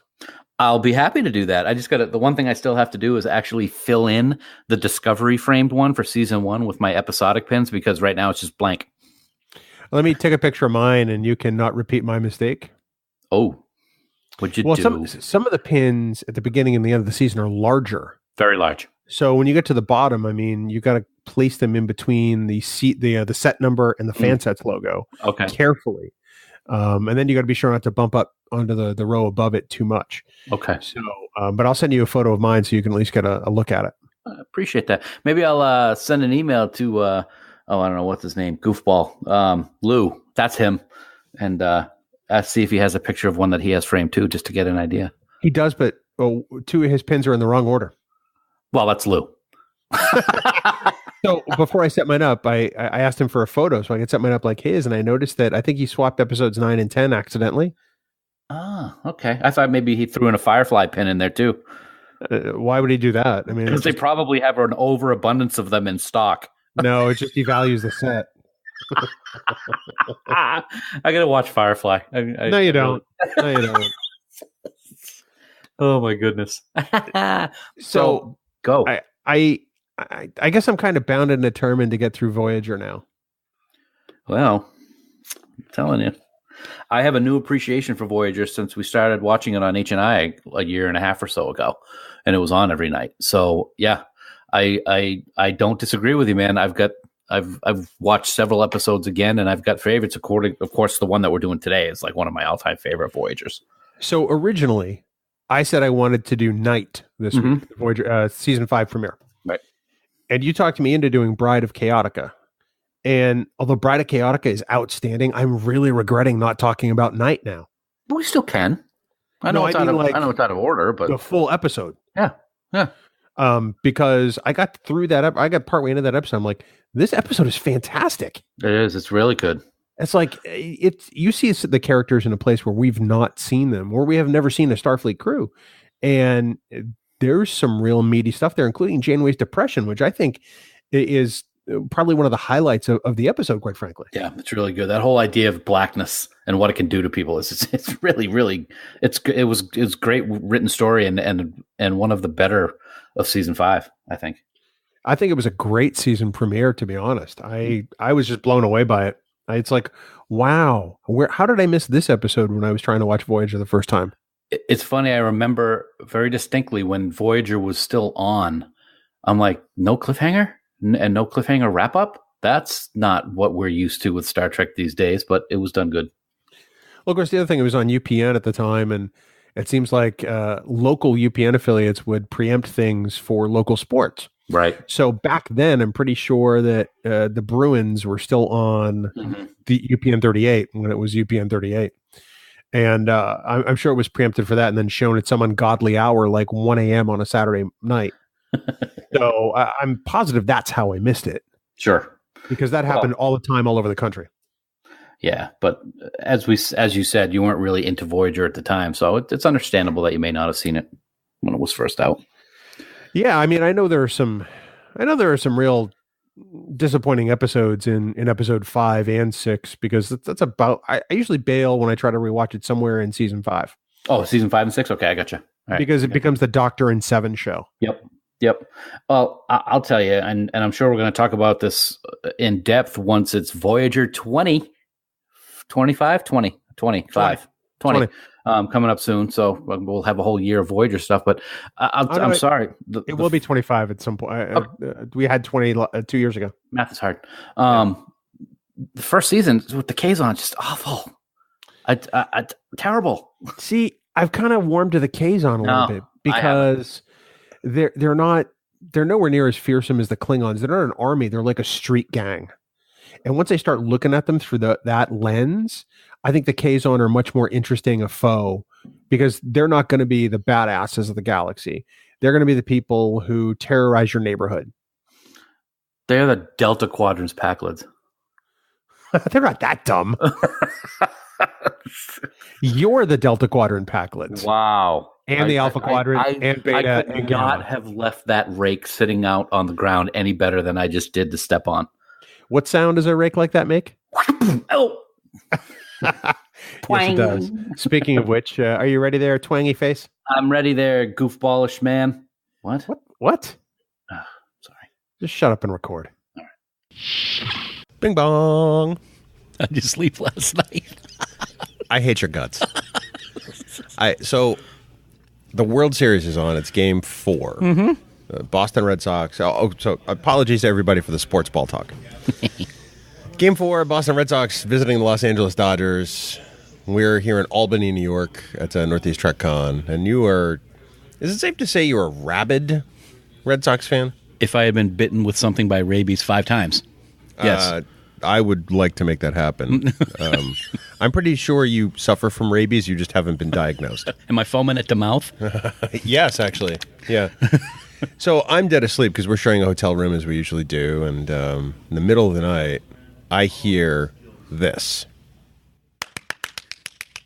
And I was trying to be as quiet as possible. Which, let me tell you, is an utter fallacy. Yes, as the Red Sox had been losing 4-0 in the bottom of the 6th inning, they came back to tie it, and then they took the lead, and so that's when I started clapping. So I woke Bill up. I was very happy, but that was the first time. The first time. Yeah, and then when they blew the game open in the 9th inning, I cheered, thinking that Bill was still awake, watching the game with me silently. I didn't bother to look because I was, concentrating on the television. And evidently, as I found out this morning, he was dead asleep again. Now, your version of cheer and humanity's version of cheer are two wildly different things. Most people would go, yeah, and you did this. Holy that was amazing! and Bill's muting himself a little bit, actually, too. Yeah. You don't want to watch sports with me because I get very, very excited. Very excited. Again, massive understatement. So I've got a lot of bass to my voice today. It's here we are. It's before the con, Sunday morning, here in Albany. It's been a great convention so far. It has been, but you know, Bill, you are all about that bass. About that bass. No trouble. Just get out. Sorry. Just get out. Yeah, it has been a fantastic con this weekend. Find a new ride home. What? Yeah, I'm driving. I don't care. Find a new ride home. Yeah, it has been fantastic. We've met a lot of awesome people.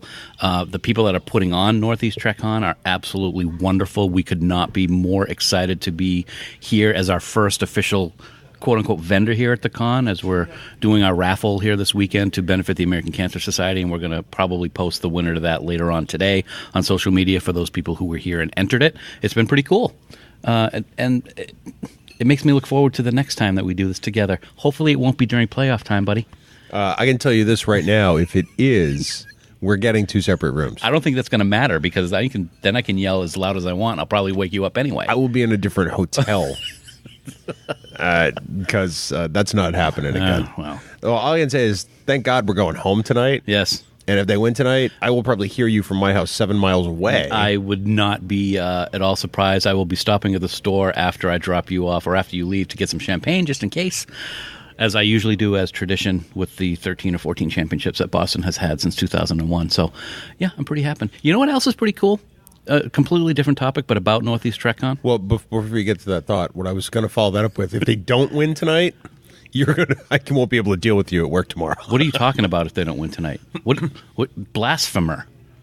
It's a possibility, isn't it? It is a possibility, yes. But all right, so Northeast Trek Con. Northeast Trek Con. As people know, we had a great contest on Twitter before the con, and 2 wonderful people won passes to the convention. Well, one wonderful person and Adam. True. Yeah. True, that is true. One, Kim came by and saw us, and she was fantastic. Very happy to be here. Great cosplay. It was great to meet her. And then Adam. So anyway, as we get ready to record, and we're doing this and joking because Adam is actually sitting off to our left and enjoying the conversation here. And we got to say seriously, we can't be happier to have met him. He's been fantastic. He stopped by several times to say hi because obviously he has nothing better to do. But we're really happy. He's from New York. He obviously has nothing. He's wearing a Mets sweatshirt right now. Well, I mean, I can't give him crap for that. No, no, I don't mean to be because it's not like it's a Giants sweatshirt. Oh, wait, you're a Giants fan too? Oh, sorry. I'm really sorry. Yeah. More sports ball talk straight from Trek Geeks. And then Ken Tripp over in the distance. Oh, that Ken. Yeah, that wacky Ken Tripp from Standard Orbit. It's, I got to listen to his podcast someday. I listen to it quite often, thank you. But you would think you would listen to it because our dear friend Haley Stoddard is also on it. I jest. Have you listened to it? I kid. I have, of course. Lately? Probably 3 weeks ago was the last time I listened to one. I have to catch it up. That's fair. Yeah. So was it an episode she was on? Oh, I'll always listen to Haley. Yeah.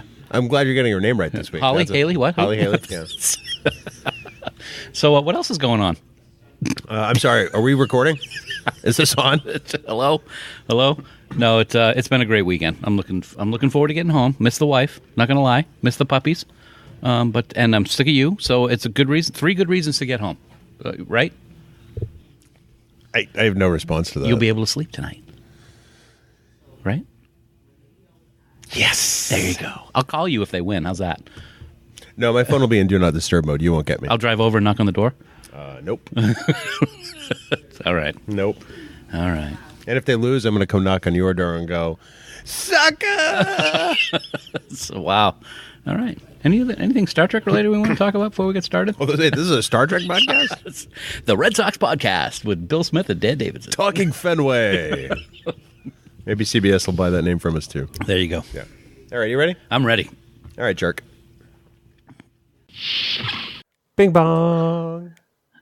Hi. So I'm just coming home from puppy class. and it's a little foggy out. A little foggy. And I had to slam on the brakes. Slam the brakes.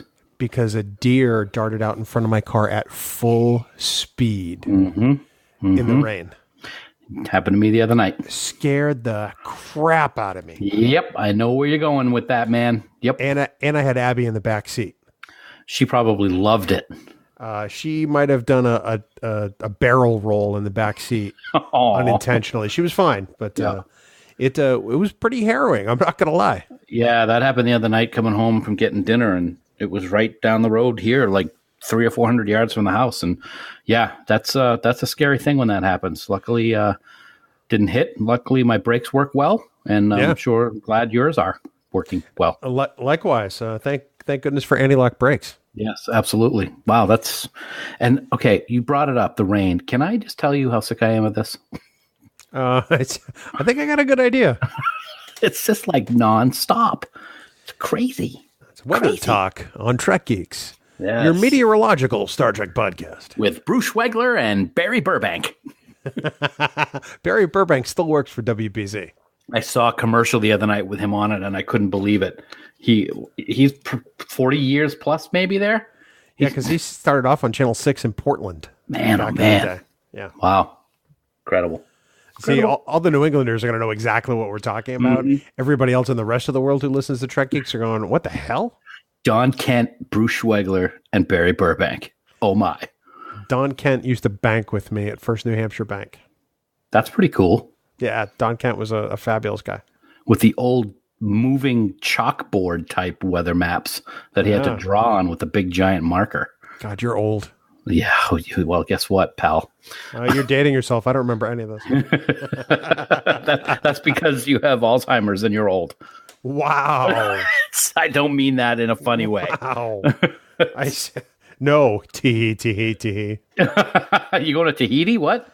I would love to go to Tahiti. It's a magical place. It is very nice. Never been there, though. I voted today. Congratulations. So Mary Wiseman sent out a tweet that said, if you happen to vote today, take a selfie with your I voted sticker and the Vulcan salute, and I'll reply and thank you and love you forever. So I did just that. And Mary replied back with, that's so awesome. I love New Hampshire. That's awesome. I saw that and I was freaking out. Congratulations, man. That's very, very cool. I like what somebody did with our Trek Tuesday picture today. So as we record this, our episode is dropping a little late because you were a little under the weather last week. Yep. And today is normally the episode drop day as we record this, and it's also Trek Tuesday, so you can take it from there. Yeah. So for Trek Tuesday, we always look for a little something different to wear or show. And this morning I'm in the closet and I look down and there's my wife's bunch of scarves that she has, and I got her a Star Trek one a couple of years ago. So I'm like, I'm very cool with putting that on. So I put it on. I asked her how to tie it correctly so it looks correct. And then you have a great picture of a retro Enterprise with a rainbow behind it. And you're kind of holding your own face with the Vulcan live long and prosper salute. Yes. So we send that out for our regular Trek Tuesday picture. It was a great picture, both of them. And just a little while ago, I don't have Twitter up right now, so I can't see the name of who it was. But I know I've seen many, many tweets from her. She posts a Trek Tuesday picture of her and I assume her significant other doing the exact same pose, wearing the exact same articles of clothing. That was our friend Brooke Horton, who's also a member of Camp Kidmer. Yes, Brooke. Brooke, that was awesome. You win the internet today, my dear. She really does. That was absolutely fantastic. Yeah, if you go to the Trek Geeks Twitter and find the Trek Tuesday for November 6th, 2018, depending on when you listen to this, you'll see that one as one of the replies, and it is perfection. I got a great laugh out of that tonight. It was awesome. It is great. And I got to say that their picture is better than ours because it's not us. That's exactly it. Their picture is elevated by the fact that there aren't two dorks from New Hampshire in it. Dork. Another tangent. And this will age us again. So my boss comes up to me today and goes, Davey. And then sends me a link to one of the Davy and Goliath videos from back when we were a kid that I used to watch on Sunday mornings. I hated those. Oh my God, I hated those videos. It was so funny. Yeah. Davy. So we're going to tangent again. We're just pivoting right and left here in the outtake this week. So this weekend, my goal is to not die because I am doing the Spartan race inside Fenway Park in Boston, Massachusetts, this coming Sunday, November 11th, Veterans Day, for the very first time. I imagine I'm not going to be able to move Monday, but my goal is to not die.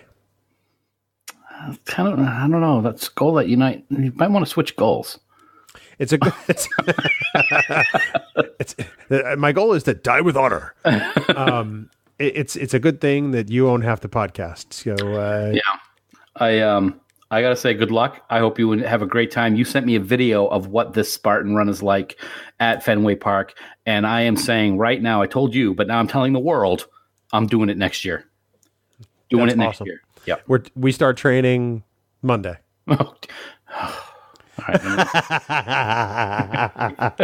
That was the best. You ready to do this there, Jay? Yeah, let's do it. All right. Aroo.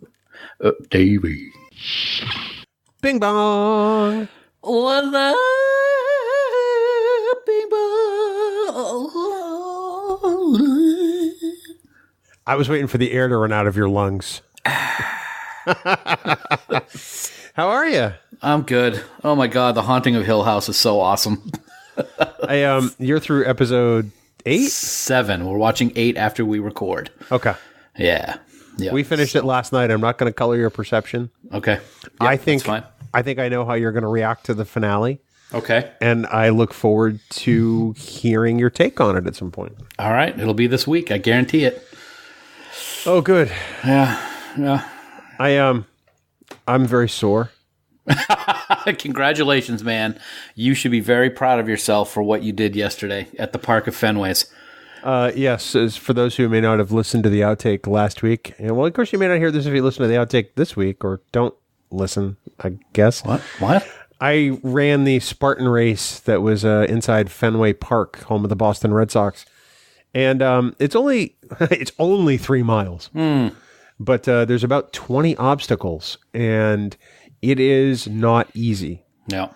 People who say that the stadium Spartans are easy compared to the other ones, I'm sure they are, but they're not easy. Yeah, it looks. I am definitely doing it next year based on the videos that you sent me. But it does not look easy. It looks challenging, but it looks fun at the same time. And I walked a good portion of the course simply because I had to because of my foot. It took me about 90 minutes to finish, which is about twice as long as an average person. Look at it this way: you're getting to enjoy the park that much longer. I saw parts of Fenway Park that I never knew existed. Huh. Various concourses, and there's a garden where they grow things inside Fenway Park. I did not know that. Yeah, and I didn't obviously get enough information on it because I was in the middle of running a race. But I was fascinated by that concept. I'm like, wow. So there's some kind of sustainable garden that is inside Fenway, presumably for either spices or herbs, or maybe it's hops. I don't know. But I thought it was really cool. Yeah, that is cool. I think one of the things that I liked most yesterday when you texted me about your experience and were sending me messages was that you were in the visitors locker room. Was that it? Yeah, I was in the visitors clubhouse. Yeah. The visitors clubhouse doing push-ups, and you probably did more athletic work than the entire Los Angeles Dodgers when they were visiting for the World Series. That's probably true. That was awesome. So we come into the visitors clubhouse, and immediately you have to bust out like 20 push-ups, and Spartan push-ups are different. Your chest has to hit the floor, and then your arms have to be extended out, almost like Superman. Yep. Before you start your next push-up. Wow. And you bang out 20 of those, and then you leave and you head out through the tunnel, through the visitor dugout, onto the field, and then around the warning track for the final lap. And it was an amazing experience, I'm not going to lie. It didn't teach me about the things I couldn't do, because there was plenty I couldn't do. Yep. It helped me realize all the things I was absolutely capable of. And nice. Somebody made a joke today that I got a participation trophy, and no. There is no participation trophy at a Spartan race. You show up and you either finish or you don't. And if you finish, you get a medal. And I got one, baby. There you go. It was hard work and worth every minute of it. That's awesome. I can't wait to do it with you next year, man. I'm really looking forward to it. So I have an idea. And we're going to kind of drop this here in the outtake, and we'll see what kind of response we get from people. I've had the idea for a live show that we can do, not probably in 2019, but maybe 2020 in Vegas. And instead of just a live podcast recording, the idea I have is sort of not really a TED Talk, but sort of that type of presentation about Star Trek. So the challenge I'm going to issue to listeners is, what would you want to see in a presentation like that? Because obviously TED Talks are personal on some level, but they tie into a greater subject matter. But I think that that's something that we could make entertaining and also very relevant to Star Trek as it exists or has existed over the last 50 years. So what do you think about that? I think that's very interesting. It'll be very cool to see what people's initial thought is on it. So, anybody listening to the Trek Geeks podcast outtakes this week, please leave your comments over at Camp Kittimer, blah, blah, blah, blah, blah, blah, blah, blah. But, or it can hit us anywhere, whether it's social media or email or, podcast at trekgeeks.com or wherever they want. They could leave us a voicemail on Skype. Yep. But I'm just going to sort of throw that idea out there to germinate. I have a couple of ideas in mind, but I'm curious to see what people think if they make it this far into the outtake. Yep. So, which is a risk. It's a risk anytime. Yeah, I'm shutting off right now. Bye. Oh, it's the best show ever. So yeah, that was just a sort of an idea I had, and you and I can talk about that more offline. But I was sort of playing through it during the drive home because I really don't know what it was that gave me the idea either. You come up with good ideas from time to time. Yeah, you came up with a really good one today, which we'll be talking about when we record the show here in a few minutes, which people will have heard by the time they get to the outtake. Wow, that's really just really hard to wrap my head around. But yeah, it's sort of timey-wimey. Yeah, Dr. Brown and the DeLorean going 88 miles an hour. Yeah, no, let's pick some good time travel. All right, come a long way for the power of Genesis. Wow, come a long way for the power of Genesis. And for anyone asking, that was actually Bill and not Dan. Yeah. Yes, that's true. Yeah, I'm sure everybody knew that, Bill. Why, you're a jerk. I'm going to take my Spartan medal, which is very heavy, and beat you across the face. I was going to say, you could swing that across the like do a whip shot and just smash my temple right in. Oh my God. I'm giving you good ideas. Oh, you made my day. I'm going to daydream about this for weeks. Go ahead. Make my day. So, hey, so if you can believe this or not, Thanksgiving is next week. I don't believe it. Really? Thanksgiving in the United States, I should say, for people who listen around the world. And so I'm going to put you on the spot. And since we're in the outtake and we can do whatever we want in this part of the show, what are you thankful for by way of the podcast this year, Dan? You are putting me on the spot. It all comes down to you and me, man, to be perfectly honest. I mean, we're doing something that we love based on our friendship, and it has just continued to grow over the past year.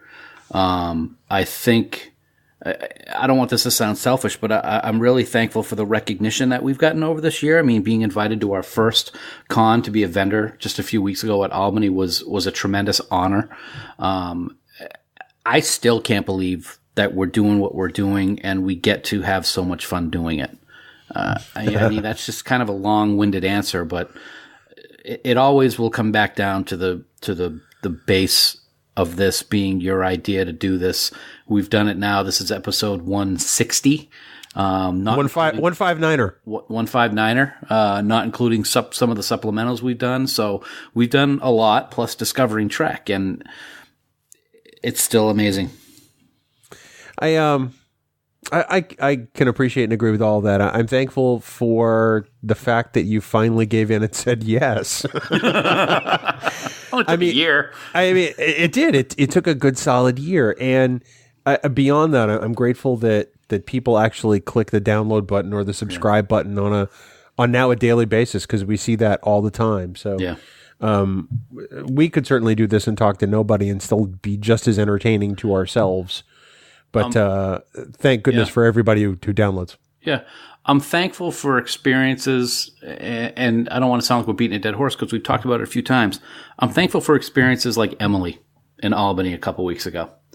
Young girl listening for the first time, really enjoying the show, really enjoying Star Trek, and we get to see that love of a new show like Star Trek through the eyes of someone who's only 12 or 9, or however old she is, because 9 years old. And to me, that's very special. We watched at a time when we were that age, but now that we're adults, we get to see what that reaction is on the young generations, and I think that's really very special. So that whole experience with her and her dad a couple of weeks ago is something that I'm extremely thankful for, because it's something that I have not experienced before, and I really, really loved it.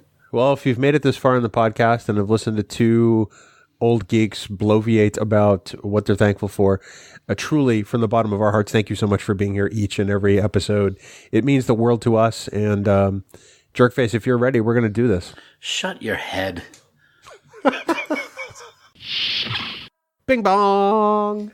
Bing bong. Vacation boy. That is true. As people hear this, I am on vacation. And Dan doesn't like you more than usual. I was going to say, water is wet. No, I think it's great. You deserve it. This is a yearly thing for you, and I hope you have a great trip. Headed down to the Peach State, the Peachtree State, Georgia. And we are going to spend some time with family for the U.S. Thanksgiving holiday. I'm very excited. That's awesome. And you know, I can feel great about it and wish you all the best and have a great time, because when you get back the following week, at the end of the week, I will be heading to Disney. So, and I'm happy about that. Congratulations. Thank you. You'll still be suffering through work for the next week while I'm gone. Well, 2 days. 2 days. That's all right. Yeah, we'll see. And I don't have to commute with you, so plus right there. So it's a win-win. Nobody is more acutely aware of that than I. Hey, it's a win-win, baby. Yeah, your face is a win-win. I am well aware of that, too. Thank you. See, you're full of compliments today, and I appreciate that. I don't know what I was thinking. I think I got post-gym brain. How was the gym? Fantastic. Yeah? Yeah. Sue and I will be going at 8 a.m. on Thanksgiving morn. Nice. Yes. Yeah. M's going to be down from Maine, and we're going to see if he wants to go with us. And I think my sister's going to join us as well. My brother-in-law is a big fat baby, and he won't go. Does he listen to the podcast at all? No, but I might have listened to this one. Nice. Yep. Nice. Yep. So, yeah, it'll be fun. It'll be good to get up early and go do that and get the juices flowing before we head over to the sisters for the day. Well, then you got the rest of the day ahead of you, which is good, too. Yeah, yeah. And then we're going to go up to Maine on Friday and get some more stuff out of storage, because that's what we do. We're going to work out, actually, a couple of times while we're down in Georgia. Mm-hmm. So, good. Yeah, it'll be good. And got to work off those Thanksgiving calories somehow, my word. I'm not going to eat, I don't think. You're such a liar. I'm gonna have celery and cream cheese. I know that. What? Why celery? Ugh. I love celery and cream cheese. It's something my mom has made since I was a kid. It's got olives in it, olive in the cream cheese, and she puts it on the celery. I could eat like 30 stalks of that stuff, man. I love it. I hate celery and I hate olives. Then I'll have yours. So just back some cream cheese up onto my plate and I'll be fine. I'll just eat it plain. There you go. Excellent. Okay. I don't even need a bagel. Nothing. Just right out of the bowl. Just scoop it right into my mouth. That's good stuff. I love cream cheese. That's good. Put hair in your chest. That's good stuff. What else is going on? I was going to ask you the same question. I just, right before we came up to record tonight, I just happened to be flipping through the stations as Sue and I were eating dinner. And on BBC America, TNG Cause and Effect was on. Oh, it was. I was channel surfing. So good. During dinner and saw that. Yeah. I like the fact that TNG is on BBC America, but I hate that they edit the hell out of those episodes. Yeah, they do. But this one I just watch to enjoy. I just love it. And whenever that's on, I can't help but think of Morehouse and his face. The Enterprise has been caught in a temporal causality loop. And it's like, hey, that's on his show. Hi, Jim. Big jerk. Why are you calling Jim a big jerk? No, I was looking at you in the laptop. Nobody's going to know that. I just told him. Yeah, because it sounds like you're calling Jim a big jerk. Jim knows that I think he's just a dandy kind of guy. Yeah. Yeah. Right. Yeah. Right. Mm-hmm. Don't put words in my mouth. I don't have to. You did for me. Right. You did for me. So do you have any Thanksgiving traditions or anything like that? Or aside from the whole celery stalks with cream cheese and olives? I would say traditions, no. I don't think so, not really. We just always get together. We used to get together at my mom's house up on Browning, of course, growing up, and then as we got older, but then they sold the house. So we now do it at my sister's. And we're going to take Christmas for the first time this year, which is... Oh, wow. Yeah, so we're going to have everybody over Christmas. But we're going to go over Donna's. We'll just chill out, have a good afternoon, relax, maybe see what's going on with the NFL on Thanksgiving Day. But nothing super tradition-y. We don't have like a turkey egg hunt or anything like that, no. I'm sorry, a turkey egg hunt? What the hell is that? I don't know. I was just mixing in a couple holidays there, and that's what came out. I'll say. Turkey. So... We obviously go to my sister's in Georgia every year, and in the town she resides in, they have a giant Christmas tree lighting Thanksgiving night. Yes. And so we go to that, and then we go back to my sister's house for pie. So it's become a great tradition. We go to this. It kicks off our holiday season every year, and it's a bunch of fun. I mean, Santa shows up, all the kids go crazy. There's pie. Who doesn't love pie? Pie's good. Team Pie. Yeah. Team Pie. And then I guess Thursday night football. I guess the Falcons are playing. So everybody down there is going to want to watch the Falcons. Oh, so, yeah, absolutely.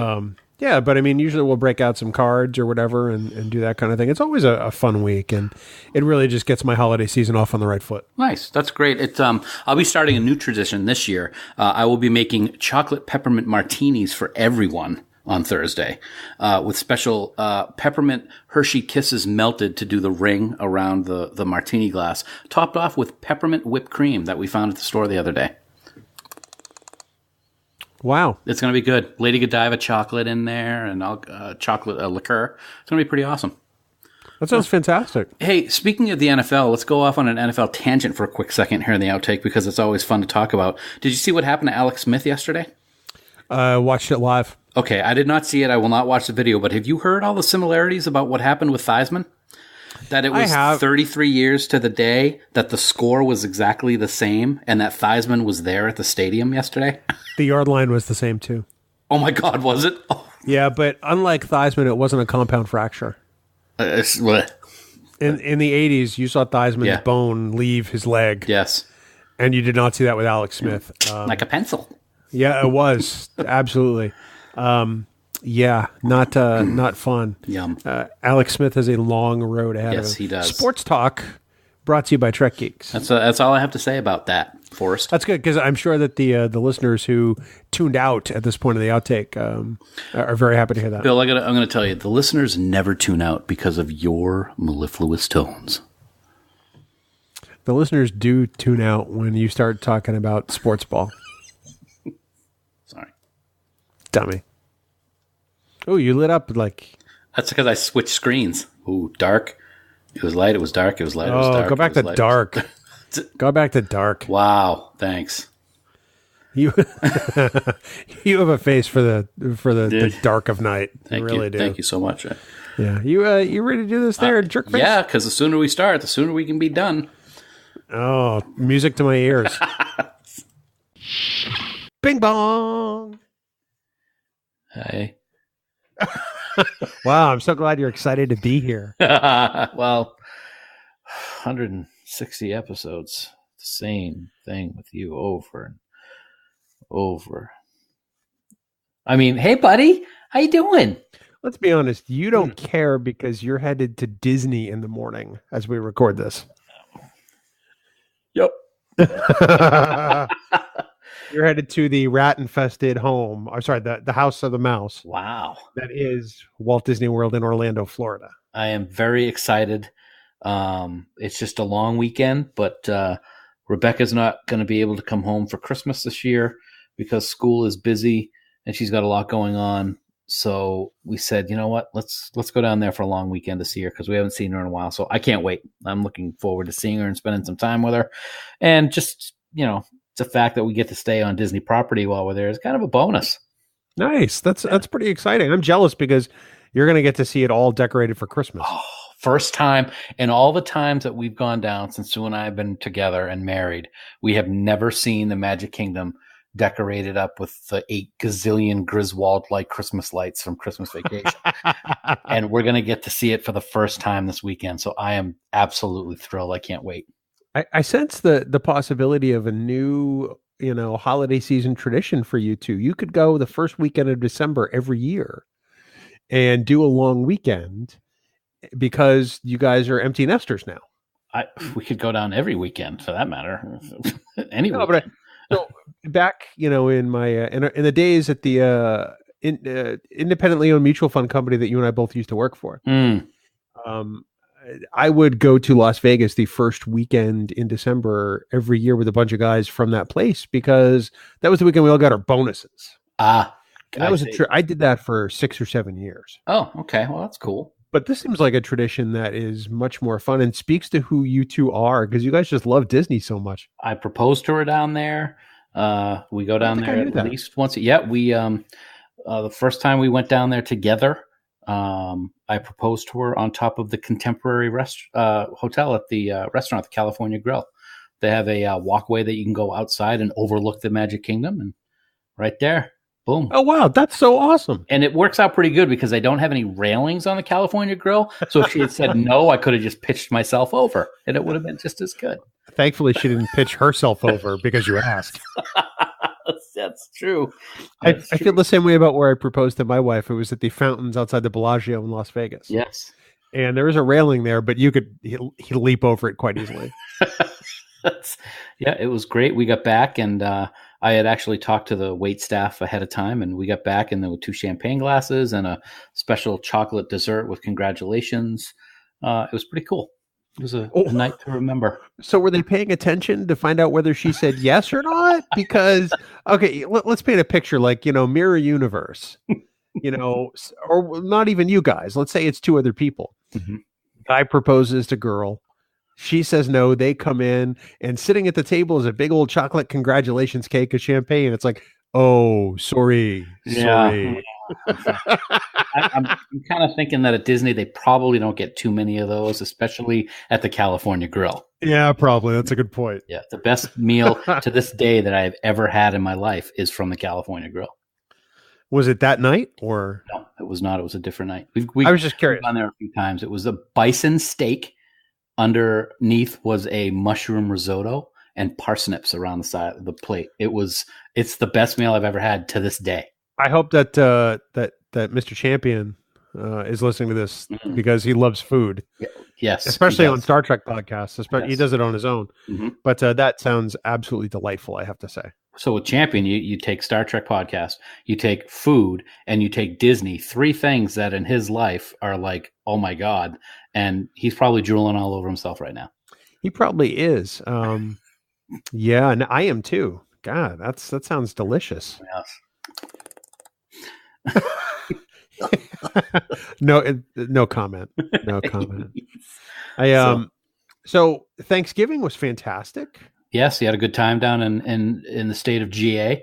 I had a great time. The Peachtree State, the state that someday I will spend a lot more time in if all goes well. And we had to cut our trip home short because our dog came down with a urinary tract infection. Oh, Aber. Yeah, poor kid. I mean, she's just she's recovering from it. I mean, she's clearly doing better. There's nothing serious. It's just she was not in a good way when we were gone, so we cut our trip short and came back, and just to give her some love back to health, and let's just saying she's feeling her inner puppy today. Maybe she faked it because she missed you.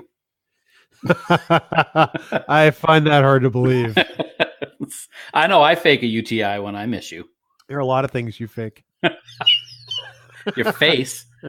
Not what I was going for, but I'll take it. That's all right. Okay. We'll keep our clean rating. Good idea. Good. Thank you. Looking forward to this discussion, man. This is going to be a great one. It's always great to talk to Vic. I mean, but it's different because before we'd always talk about continues, which is something, he's created. Mm-hmm. It's his show. Whereas this is not a book he wrote. I mean, yes, he's putting together the audiobook, but this is history. Yeah. Star Trek history, certainly. And not the Michael Jackson album either. Wait a tick. There's a Michael Jackson album called History. It's actually capital HIS, so it's his story, history. Does that story involve wine in a Coke can given to children? I don't remember that track, but I haven't listened to it in a while. I'm sure there's a lot of people who don't remember it, including the people who had the aforementioned wine in Coke cans. Oh, wow. Okay. Yeah. No. Wait, is that the album that's got like an artist rendering of a giant statue of him on the cover? Exactly correct. Oh, he was not an egomaniac at all, was he? Yeah, there's too many of those in the world these days. So let's play a little game.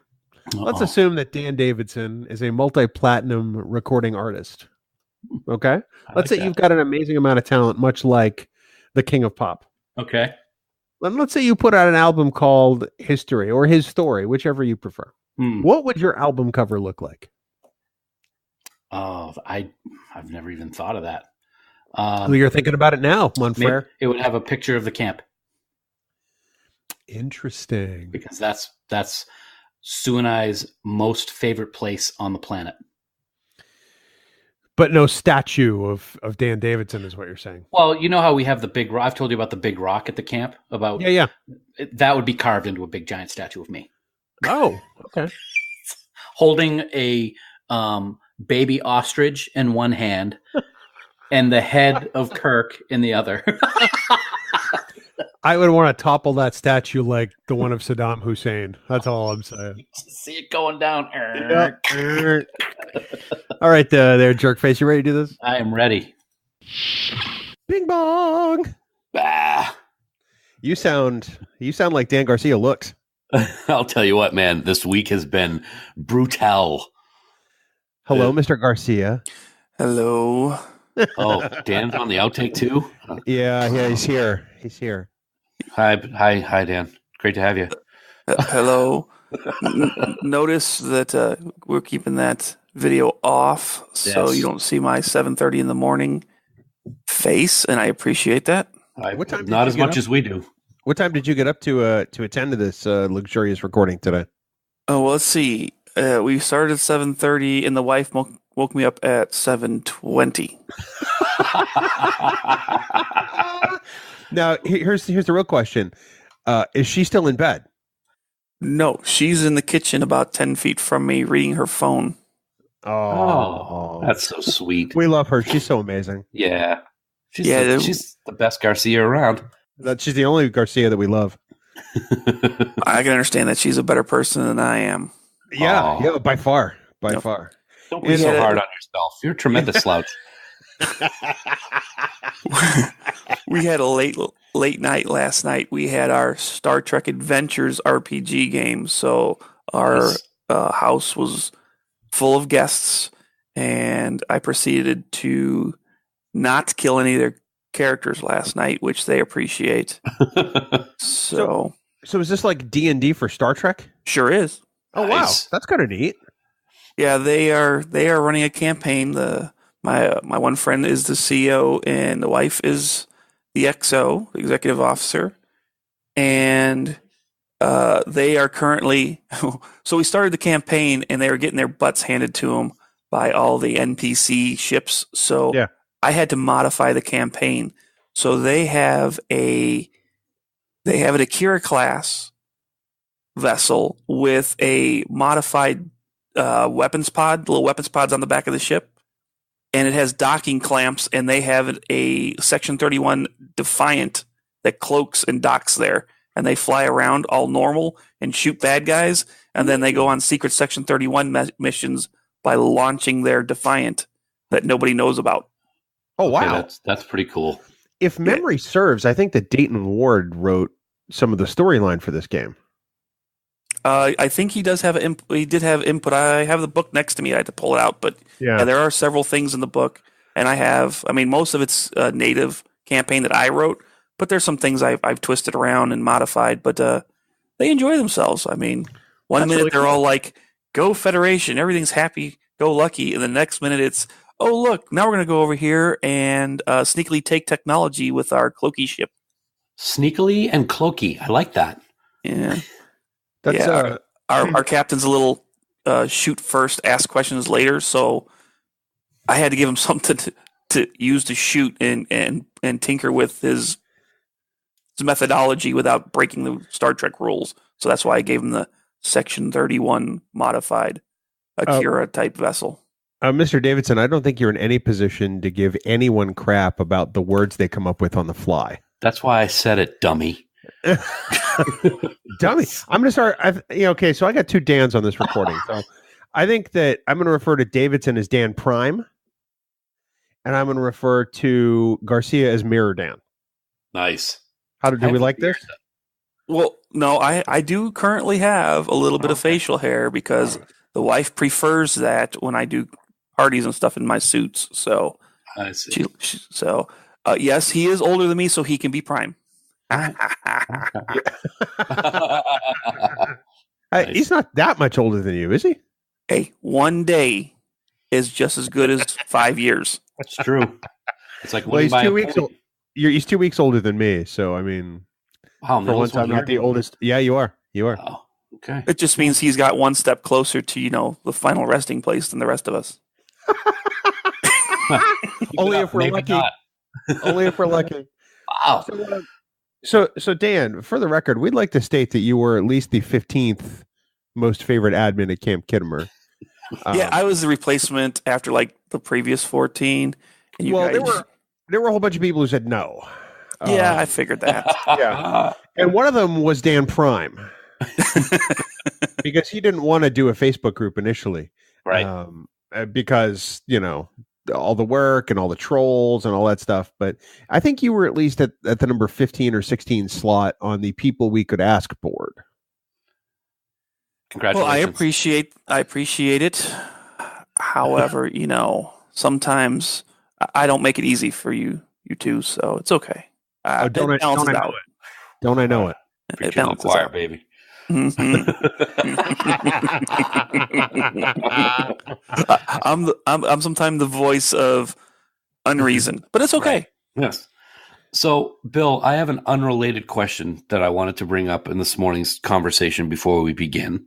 Yes. And that was the tete-a-tete between you and my lovely bride over Christmas vacation last night. I wouldn't even call it a tete-a-tete.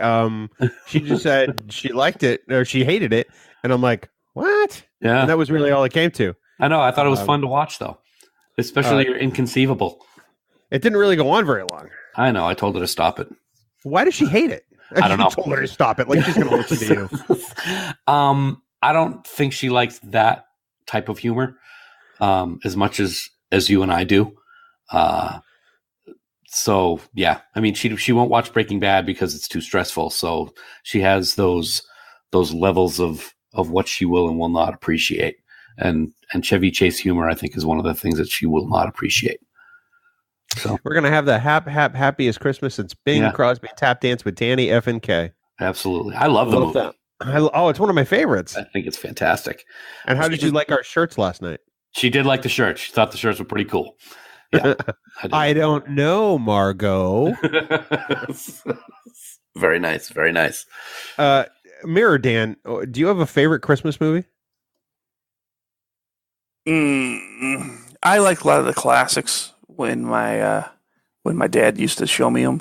But it's like the Lemon Drop Kid. He used to have VCR tapes that had two, 50s, 40s Christmas movies, and we would watch it. To be honest with you, there was the most modern one he had was Jacqueline Smith, one from the 1980, 83, 84.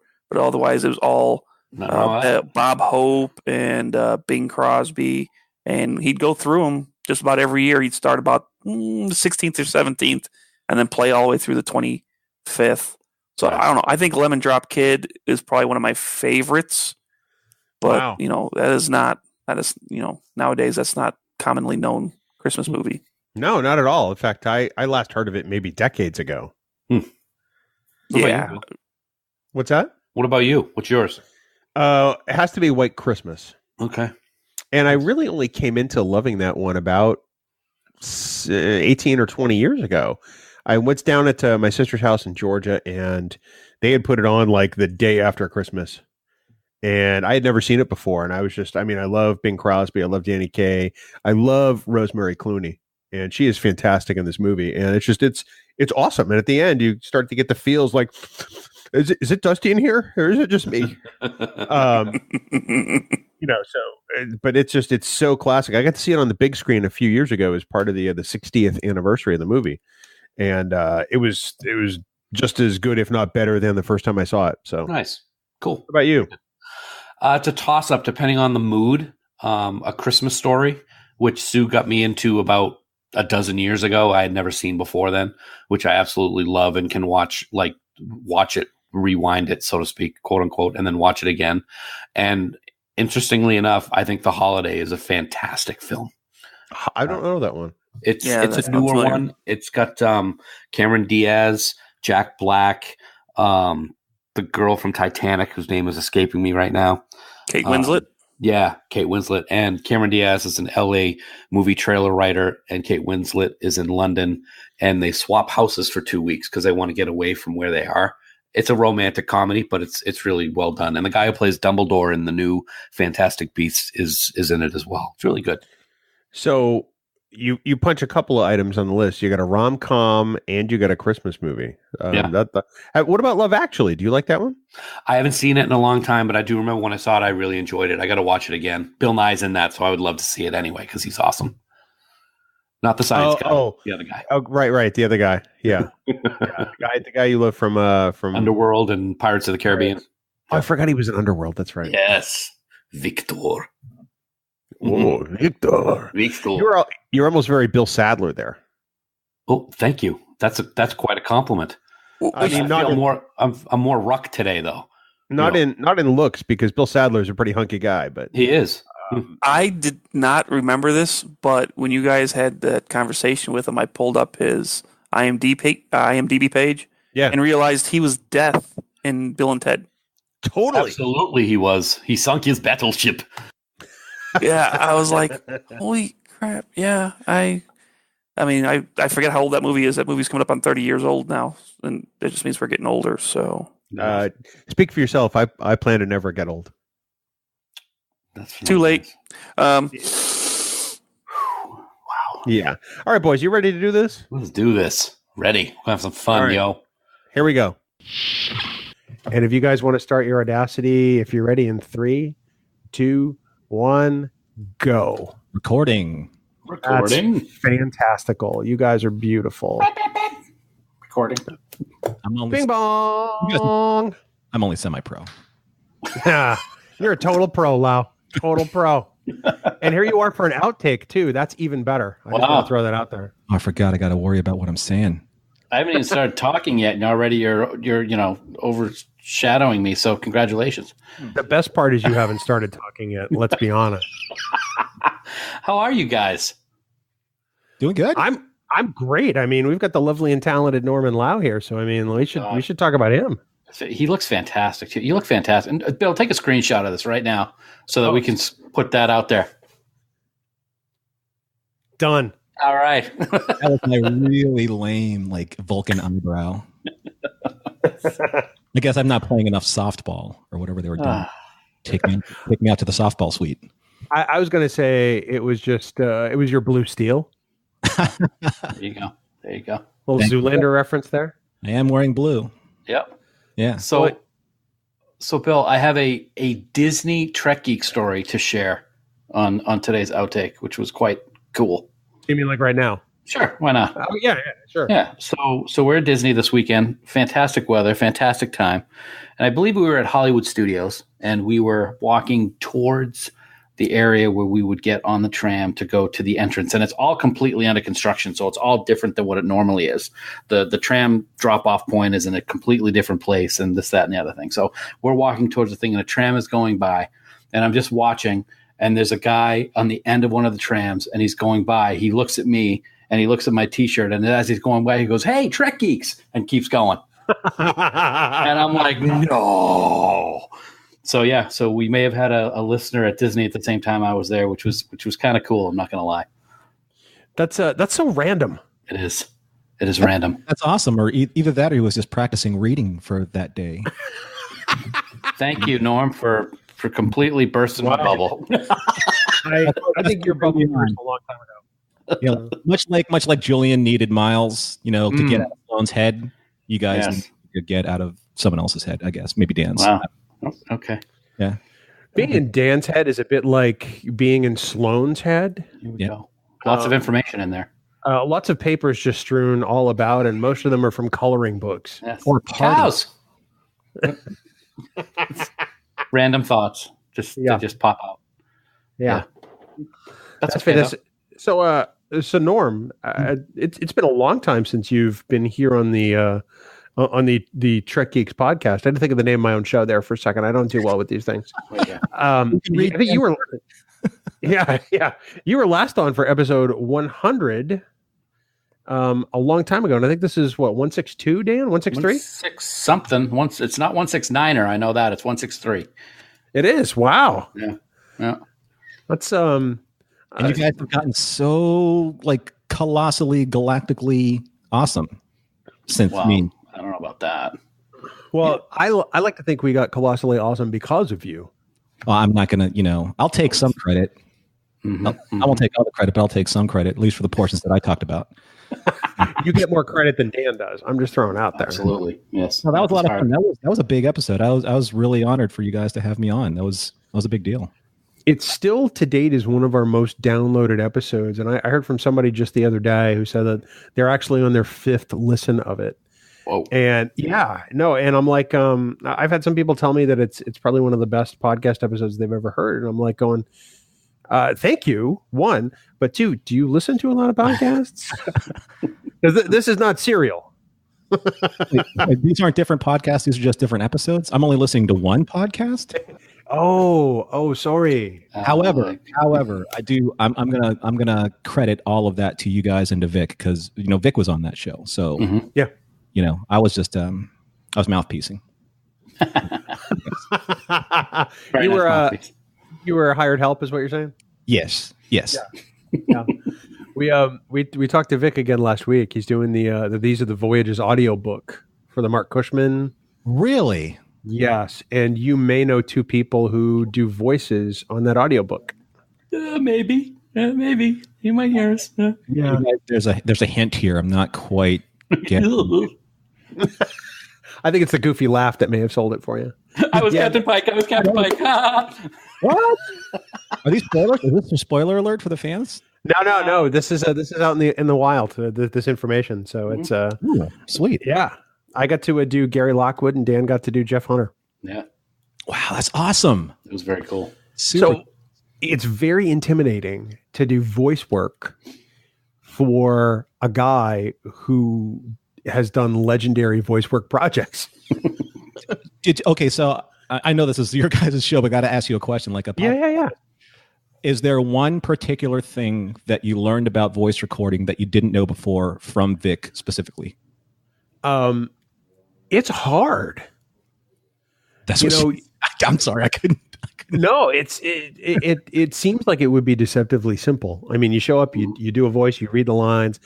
No, I mean, there's things you have to take into account, like, whether this is part of a conversation or, whether or not this is just sort of an offhand comment, or you want to be sure you don't read things too fast or you don't want to do it too slow. I mean, there's a lot of variables. It's really kind of amazing. You're sitting there recording and saying to yourself, am I doing this right? Is he going to hate this?